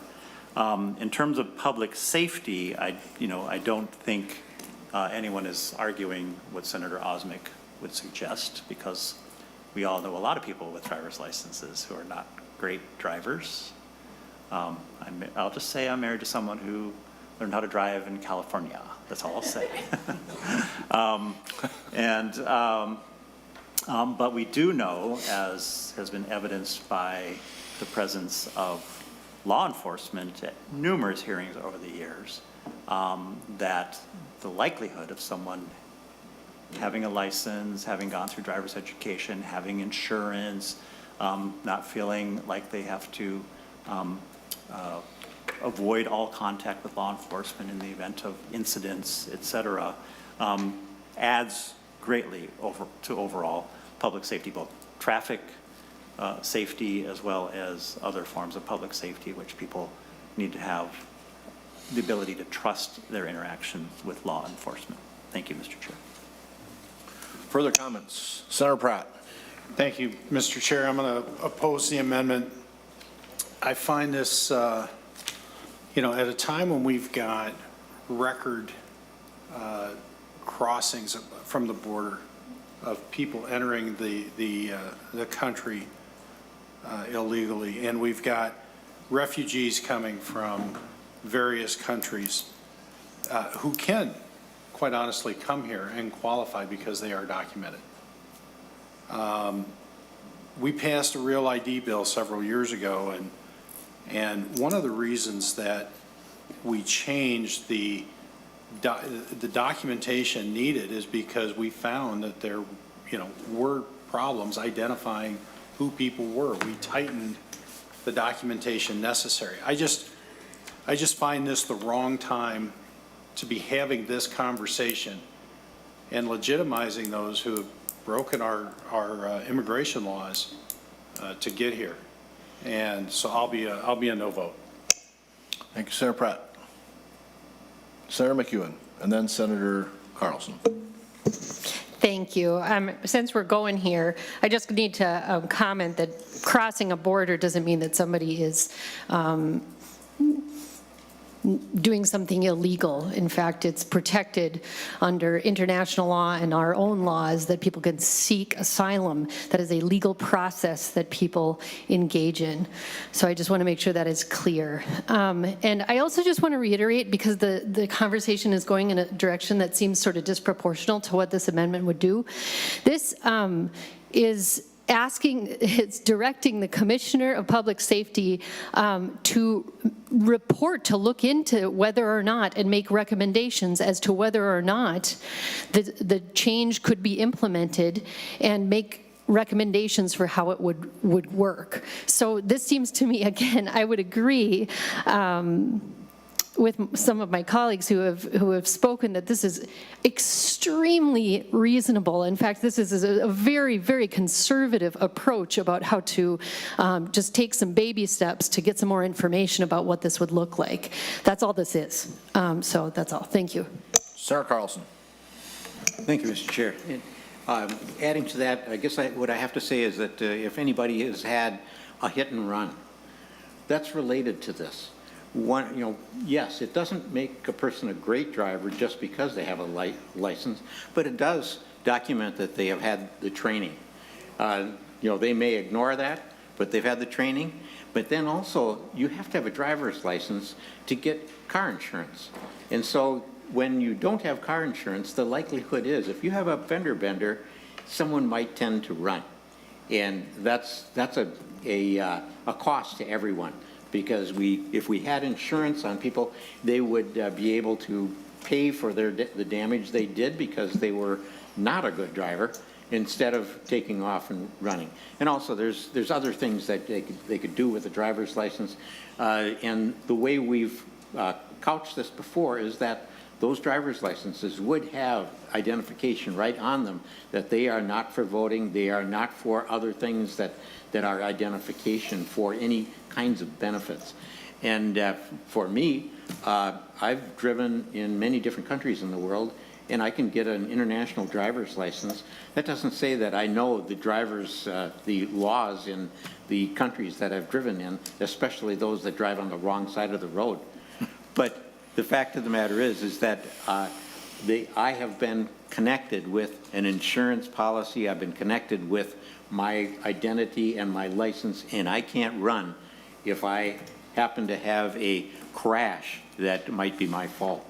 So I think it's important that we have people trained, we have people get insurance and be responsible for their driving. Whatever other ways they use that license is not something that is straightforward, that you can say that this is a result of them getting that documentation, that they have had that training and have had that insurance coverage. So thank you, Mr. Chair. Seeing no other comments, the clerk will take the roll. Chair Newman, No. Vice Chair Jasinski, No. Senator Dibble, Yes. Senator Carlson, Yes. Senator Coleman, No. Senator Howe, Senator Johnson Stewart, Yes. Senator Kent, Yes. Senator Kiffmeyer, No. Senator McEwen, Yes. Senator Osmick, No. Senator Pratt, No.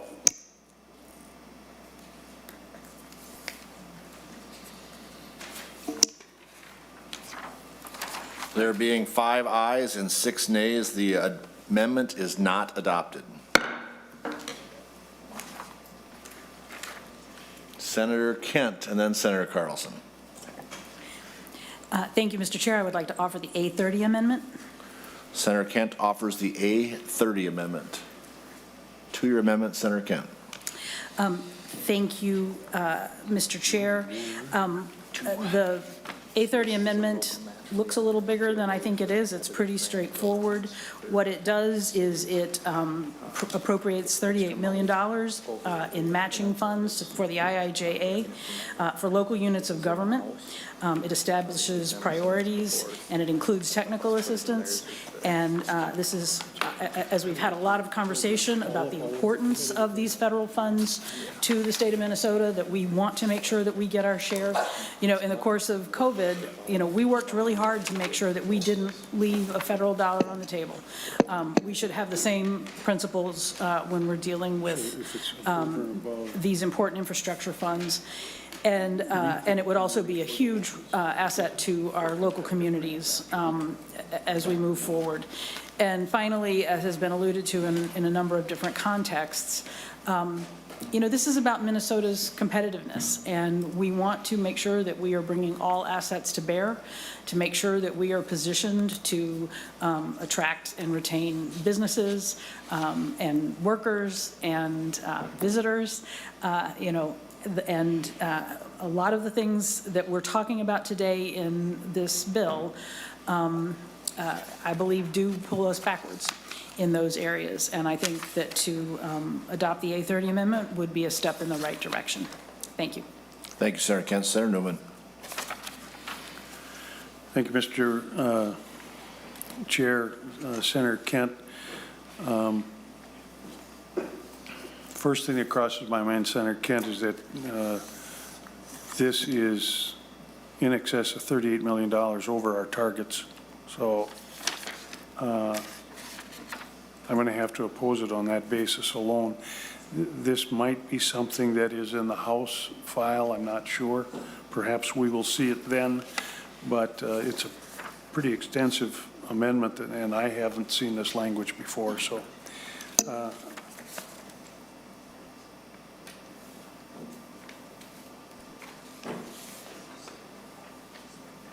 yeah, I'm simply going to oppose the amendment, Mr. Chair. Okay. Senator Kent. Thank you, Mr. Chair. You use the word target, Senator Newman, and having sat on the Finance Committee for the past 2 days going through omnibus bills, and we'll be back together on this one tomorrow, I keep being told there are no targets and there are priorities, and I understand that numbers have been provided to chairs that you're allowed to see and many of us are not allowed to see. There's a lack of transparency in this process. I won't belabor that here. You'll probably get to hear it again tomorrow. But the reality is it's technically not a target. And, you know, this committee can do what we need to do. And I do believe that this is in Minnesota's best interest to make sure that we are fully matching these funds and supporting our local units of government as we do so. Thank you. Mr. Chairman. Senator Newman. Senator Kent, you're absolutely correct. We don't have targets this year.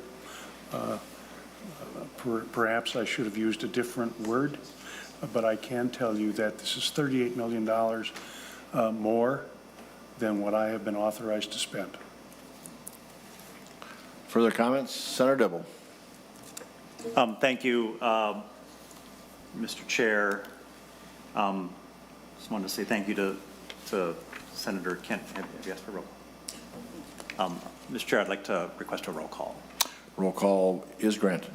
And Mr. Chair and members, just like a few of the other bills that we've offered, you know, other states are motivated, and they're putting matching dollars in so that they can draw as many of these infrastructure investments. It's not just about getting money in Minnesota. It's about investing in the vitality and vibrancy and success in our economy over the long term. And you know, and we know from the reports of the civil engineers that our infrastructure has gone lacking and wanting for a long, long time. And that's hampered the productivity of our economy and people's ability to succeed. And other countries are investing and just getting right past us.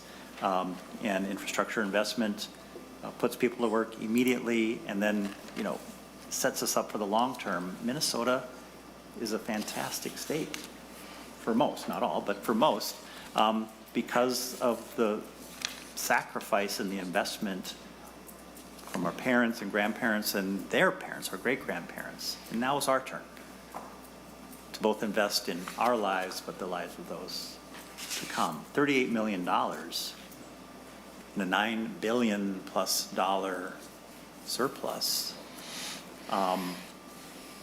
you know, is not a lot. And what that means is local units of government will be well positioned to put in applications for grants. A myriad of federal discretionary grant programs that are in the IIJA. And it also provides technical assistance for those communities that are really small and don't have the kind of expertise and staff on hand to prepare what can be very cumbersome and complicated grant applications. So this would provide funding for that. I mean, think of the small cities and the townships that have 1 or 2 employees, a volunteer mayor, et cetera. So this would really position us quite well. So, you know, I appreciate that, you know, this is beyond the authorized, you know, the non-target, if you will. But targets are just a thing, you know, that Senator Rosen makes. I don't know where they come from. They don't come from, you know, God on high. They're something that we create here in the legislature. And so I think this is a good initiative. Thank you, Mr. Chair. Further discussion? Seeing none, the clerk will take the roll. Chair Newman, No. Vice Chair Jasinski, No. Senator Dibble, Yes. Senator Carlson, Yes. Senator Coleman, No. Senator Howe, Senator Johnson Stewart, Yes. Senator Kent, Yes. Senator Kiffmeyer, No. Senator McEwen, Yes. Senator Osmick, No. Senator Pratt, No.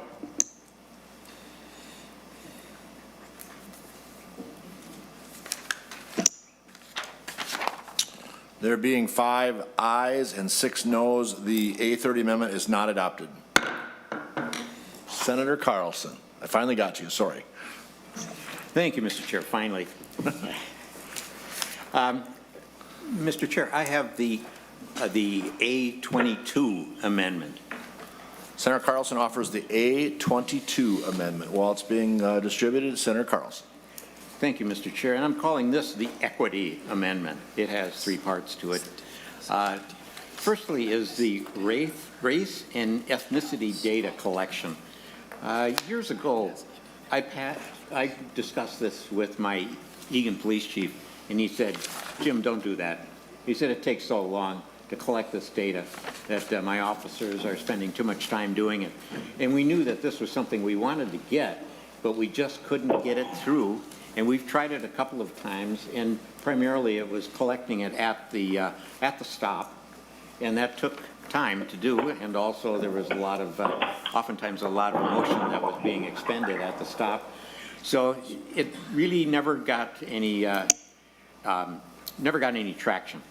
So what this one does, what this amendment does, is this allows DPS to collect race and ethnicity on applicants for credentials issued by the DVS. This will help us track down any racial disparities when acquiring a license or identification card, allowing DPS to identify any racial inequities in traffic stops or driving citations. So in view of this, I talked to my police chief in Eagan again. Now this is a new police chief, and he is one of the 3 African-American police chiefs in Minnesota.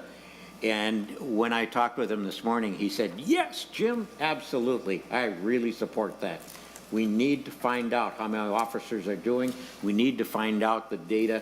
We need to be able to reflect just what we're doing in these traffic stops. So he is absolutely for that, and so am I. I want to see us do that. The second equity amendment, or part of the amendment, is Indian or Indigenous or Native American employment preference. It's described as Indian in statute. The amendment adds the Indian employment preference for projects on or near reservations. Mndot had asked for this, to be included, and it will help find employment in historically disinvested communities. So I think that one pretty much explains itself. Finally, the third one is to reconnect Rondo. This amendment would remove the funding restrictions for the Reconnect Rondo project. This project is a way to right past wrongs. It's well thought out by the community advocates, and the Urban Land Institute concluded it is a worthy investment that Mndot and Med Council should be able to help fund this project at their discretion. And I want to read a statement from the past Mndot Commissioner, Charlie Zella. He said, in an era when Minnesota Highway Department built an interstate through the heart of the Rondo community, we would never, could never build that kind of atrocity today. This is a way to reconnect people with that Rondo neighborhood. And I have to say that my wife grew right next to it on Sherburne Avenue, the same Sherburne that passes right behind this building. My brother-in-law knew a lot of people that grew up on Rondo, had a lot of friends like that. I know people who grew up in Rondo, and I just talked to one of those people this morning. He said, we had clubs, we had hotels, we had drugstores, we even had a bank, we had churches in that neighborhood, and it all was wiped out. The whole community was wiped out. And by the way, it was a diverse community. It was not just color. So there was a club called the Overboys, which he said was a club that trained young African-American males to be respectful and responsible in the neighborhood. It was largely run by the police department. It was replaced eventually by the Union Gospel Mission, which moved down 7th Street and is now over off of University Avenue, and primarily deals with the indigent people now. He said they had a massive Boy Scouts installation there near, no, I can't remember the cross street, but Dale and University. There was a Boy Scouts building there, and Boy Scouts have moved to the south side of Rondo now, and largely that whole neighborhood was broken right in half. So he said that this is something we need to do. We need to reestablish that. And if you've read anything on the Reconnect Rondo website, it kind of brings a tear to your eyes what we did to that neighborhood. This is kind of like running a railroad track right through a small town. You're on the other side of the tracks. Maybe you're on the wrong side of the tracks. You're on the wrong side of the freeway. And so many times we've had to try to make the bridges go across I-94 to reestablish the connection between the two sides of Rondo. And by the way, I need to mention that my police chief grew up in Rondo as well. So this is something that we need to think about.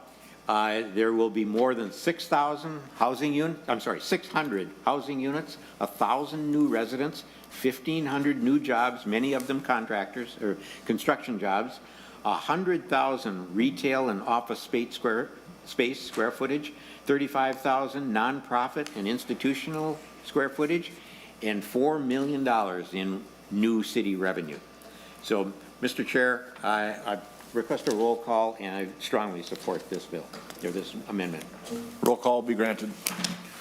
Further comments, Senator Newman.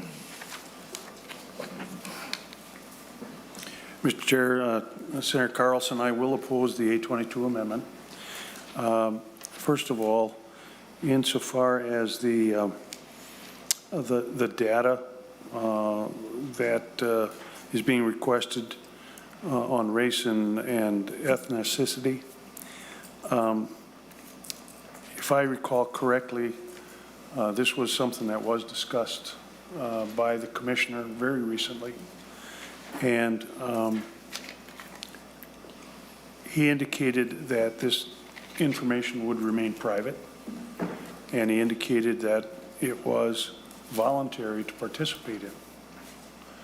On the issue of privacy, I really don't have a whole lot of faith that anyone, anywhere, be it private or governmental, can keep data private once they have their hands on it. We are all subject to being hacked. And so when I received the assurances that this will remain private, I simply can't accept it.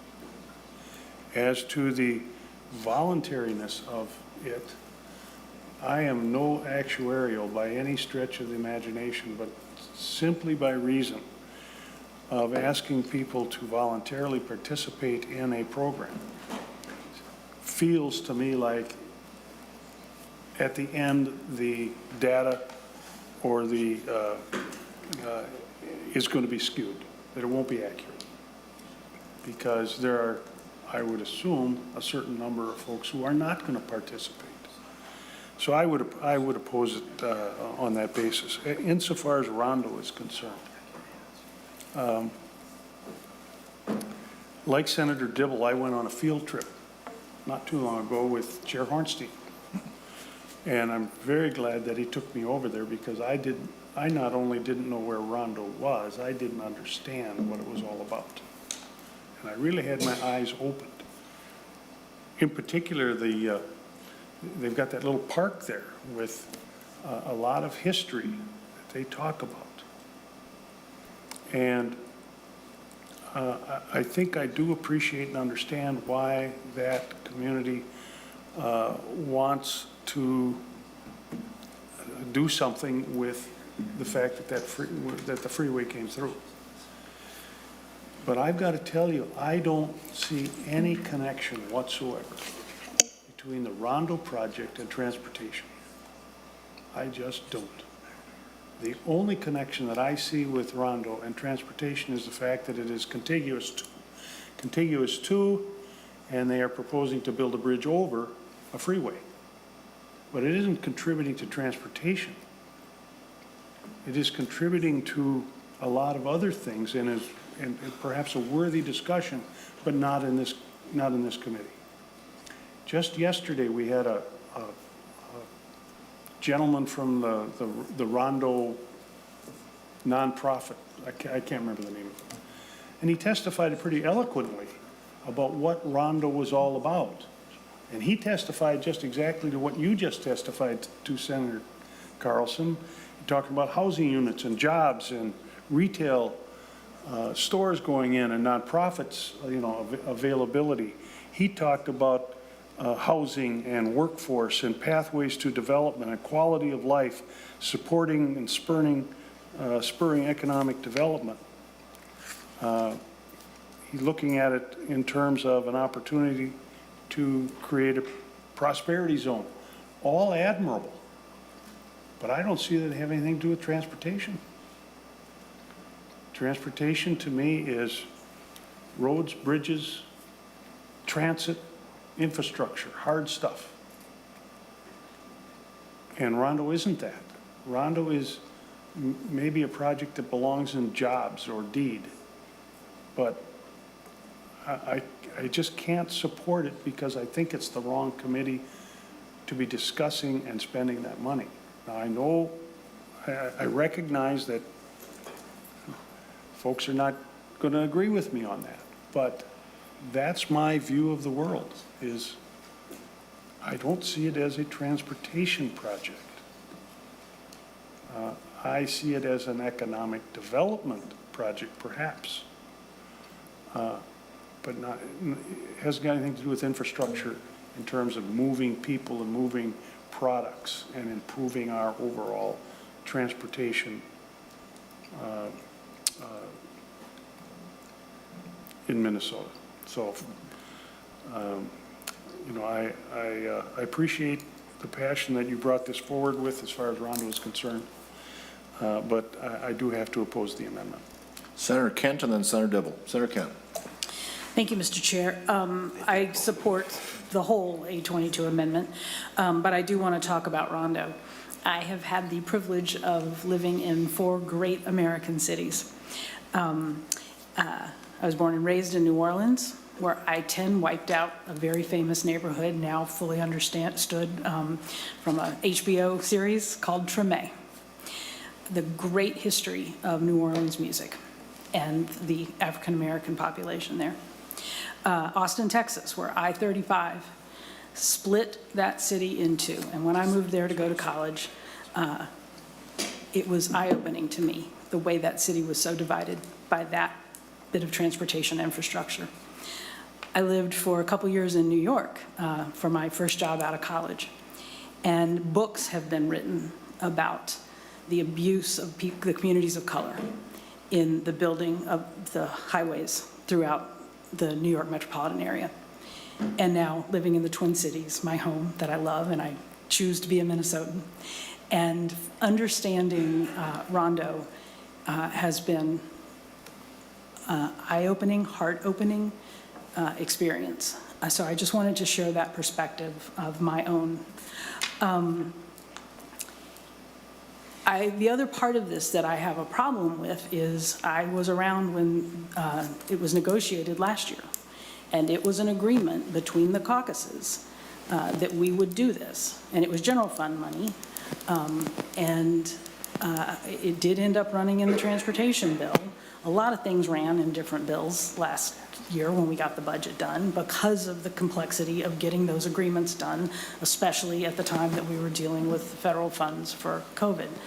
I am really troubled that we are going back on an agreement in this bill, this one obviously in particular. So I really do support the A22 for a lot of reasons, but that one hit hard. So thank you. Senator Dibble. Thank you, Mr. Chair. So I'll just state, I think the eloquence of the consequence for Rondo and an amazing community that lived in Rondo when I-94 split it in half and just decimated it. And as Mr. Baker said yesterday, stole hundreds of millions of dollars of intergenerational wealth. We have families that would have otherwise inherited housing and property who got pennies on the dollar for their houses. They just simply were not compensated. But more than that, the social fabric and continuity that was wiped out was well articulated. And I'll just say for the record, this was general fund money that was actually carried in the tax bill last year, part of an agreement, and the beginnings of supporting the effort to do the planning, the community engagement, and just the visioning and and some of the design and some of the pre-engineering, et cetera. Authorized last year in the tax bill, general fund money. So whether we believe this is a worthy transportation bill or economic development or some other kind of initiative to reach in to a general fund appropriation, a commitment already made to a community from last year, a commitment made on good faith between the chambers and the parties in something that ran in a totally separate bill, I think is a gratuitous act of disrespect and disregard for a whole community, for the agreements that we come to, hard-won agreements that we come to. I wasn't thrilled with the outcome of last year necessarily. There was some stuff I didn't like, and then there was stuff I was really happy about. That's how deals work. I can only imagine what a community sitting just a few blocks away from here, a lot of people still live in the area, many are dispersed far and wide, looking over at this white dome wondering what the heck is going on under here when the deal that was represented last year began to allow Minnesota to take that step towards repairing that incredible harm that occurred 2 and 3 generations ago. So, there's no reason why this cancellation of these resources for a Rondo Reconnect initiative has to be here today in this bill or any bill. General fund money in the tax bill, you can think of it any way you like, transportation or economic development or, environmental or, you know, anything, doesn't matter. Just, there was a deliberate attempt just to go and grab this and just undo it. But I would hope that we would think of transportation more expansively, because how we design our roads, how we design our infrastructure, where transit goes, has everything to do with how our communities are shaped, how people can get around them, what sorts of land uses they are, how they interact. It's, you know, roads have a huge influence. Bridges have a huge influence. Transit, bikeways, walkways have a huge influence over who can live where, who can access jobs and other opportunities, our environments and our public health, on and on. Transportation is kind of like the air we breathe. It's just like so fundamental to everything we do and how we carry out our lives and our daily activities. You know, I think we need to touch on the Indian employment preference. Mndot has shown such ability and facility, so much so that they are the experts and the exemplars, and they teach all the other agencies about how we interact with the other sovereign nations that are located within our state. And it makes total sense that if we're going to be doing major infrastructure investments, bringing enormous public dollars, we have a number of folks in and around those reservations who own small businesses or who need jobs. You know, if we're going to be building up the infrastructure on and around where they live, and there's so much economic opportunity that can be unleashed in a way that really builds middle-class lives and supports and sustains families, we should do that with the power of those dollars that we bring to those communities. We have some, you know, small business preferences for small contractors around the state when we do work all across the state, and this is similar in concept to that. Thank you, Mr. Chair. Mr. Chair. Senator Newman, and then Senator Johnson Stewart, and then Senator Carlson, and we got to keep moving. But Senator Newman, go ahead. Thank you, Mr. Chair. Senator Kent, Senator Dibble, I'm troubled by the assertion regarding a violation of an agreement.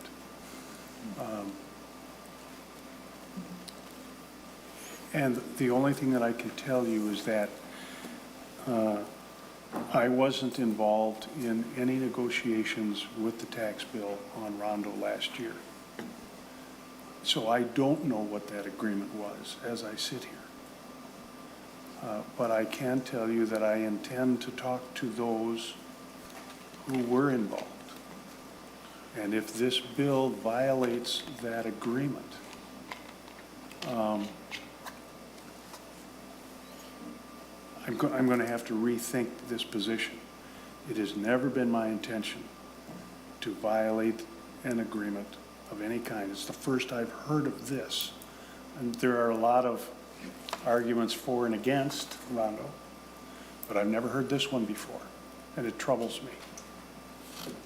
So I would simply, I'm going to continue to oppose the amendment, but I'm going to ask that you give me an opportunity to explore whether or not there has been a violation of an agreement, perhaps between the Senate and the House, or the caucuses, or the administration. If there was, I don't know anything about it because I wasn't there. So I just wanted to kind of clear the air on that a little bit. I'm pretty uncomfortable with that assertion. Senator Johnson Stewart. Thank you, Mr. Chair and Senator Newman. I just want to offer my support for this amendment, specifically related to the portion that relates to Indian employment preference. Get out your money again. Here we go. I have taught at the Indian reservations. I'll be teaching again this summer at 3 different reservations, specifically around highway trades and the construction industry. I will tell you firsthand that the men and women that I have had in my classes are extremely interested, as Senator Dibble said, in working on our highways.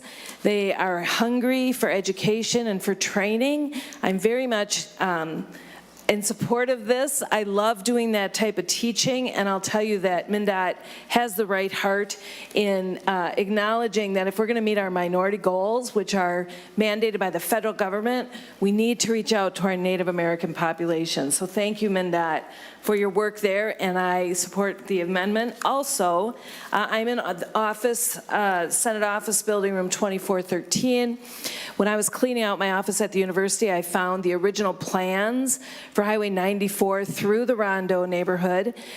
Senator Newman, I think you would appreciate looking at them as I do. I don't necessarily enjoy it because what I see, and these are the original plans by Edwards and Kelsey, I see the hundreds, if not thousands of houses, churches and businesses that were in fact on the wrong side of the highway, to Senator Carlson's point, namely the underside of the highway. They weren't on the wrong side, left or right, but more underneath. So that is a heartfelt and true offer. I think our colleagues on the Transportation Committee would very much like to see those plans, just as a very real representation of the number of buildings that were taken out during that project. So thank you very much for the time, Mr. Chair.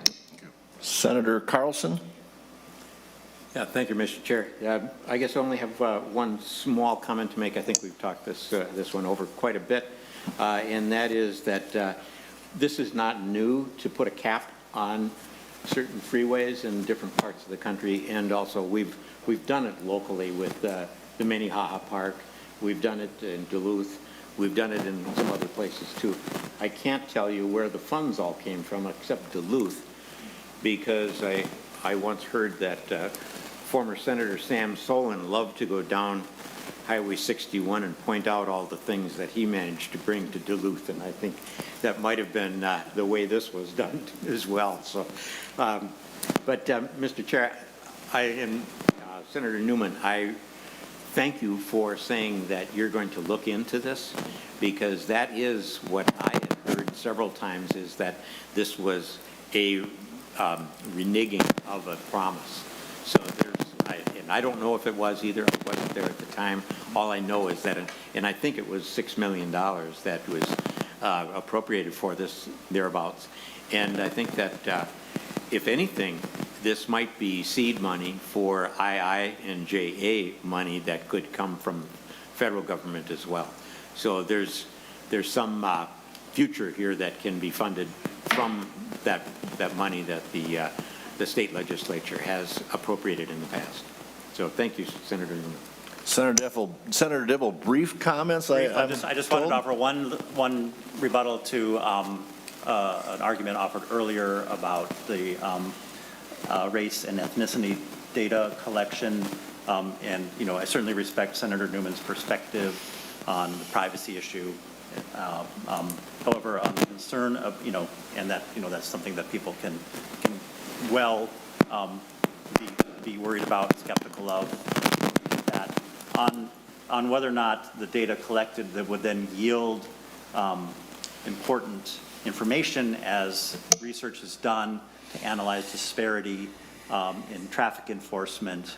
I know in at least one other state that started this initiative a number of years ago now, almost 40% of those with driver's license provided that data. That provides a rich trove of data, provides very accurate ability to analyze the nature of all kinds of things that occur with respect to traffic enforcement and other kinds of things that state might want to research to develop and shape and form public policy in the public's interest. So it has been successful.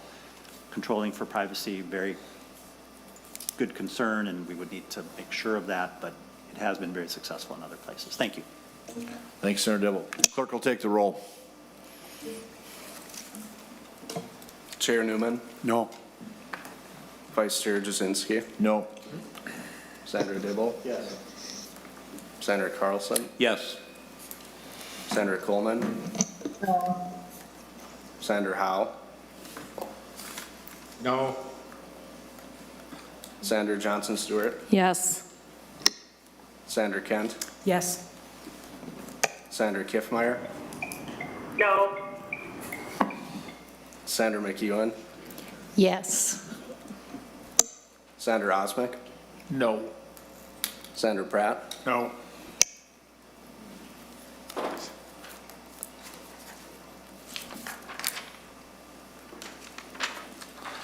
There being 5 ayes and 7 noes, the A22 is not adopted. Further discussion, Senator Dibble. Mr. Chair, I'd like to request a roll call vote on the final motion. Roll call requested. Roll call will be granted on the final vote. Further discussion. Senator Dibble.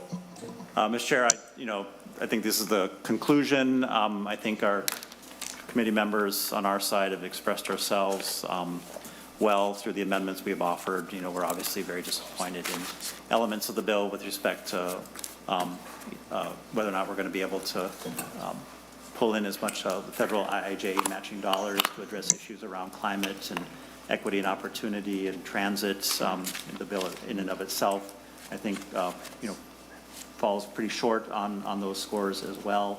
I think it just represents a lot of lost opportunity and, puts us in a pretty serious risk if we don't start addressing climate change.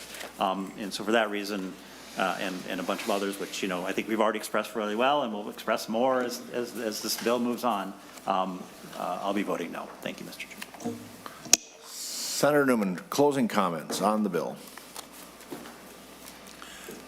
Mr. Chairman, members, in kind of a long afternoon, I want to express my appreciation for the discussion that we have had and the amendments that have been offered by both sides of the aisle. And we all know that this bill is not going to come back the way it originally is written. That's sort of the process, and so I look forward to moving forward with it during this legislative session. With that, Mr. Chairman, I would move that, I forgot the Senate file number. 1154. That it be recommended to pass and be moved to the Finance Committee as amended. Thank you, Senator Newman. Senator Newman moves that Senate File 1154 as amended pass and be referred to the Finance Committee. The clerk will take the roll. Chair Newman, Yes. Vice Chair Jasinski, Yes. Senator Dibble, No. Senator Carlson, No. Senator Coleman, Yes. Senator Howe, Aye. Senator Johnson Stewart, No. Senator Kent, Yes. Sorry, no. Senator Kiffmeyer, Yes. Senator McEwen, No. Senator Osmic, Yes. Senator Pratt, Yes.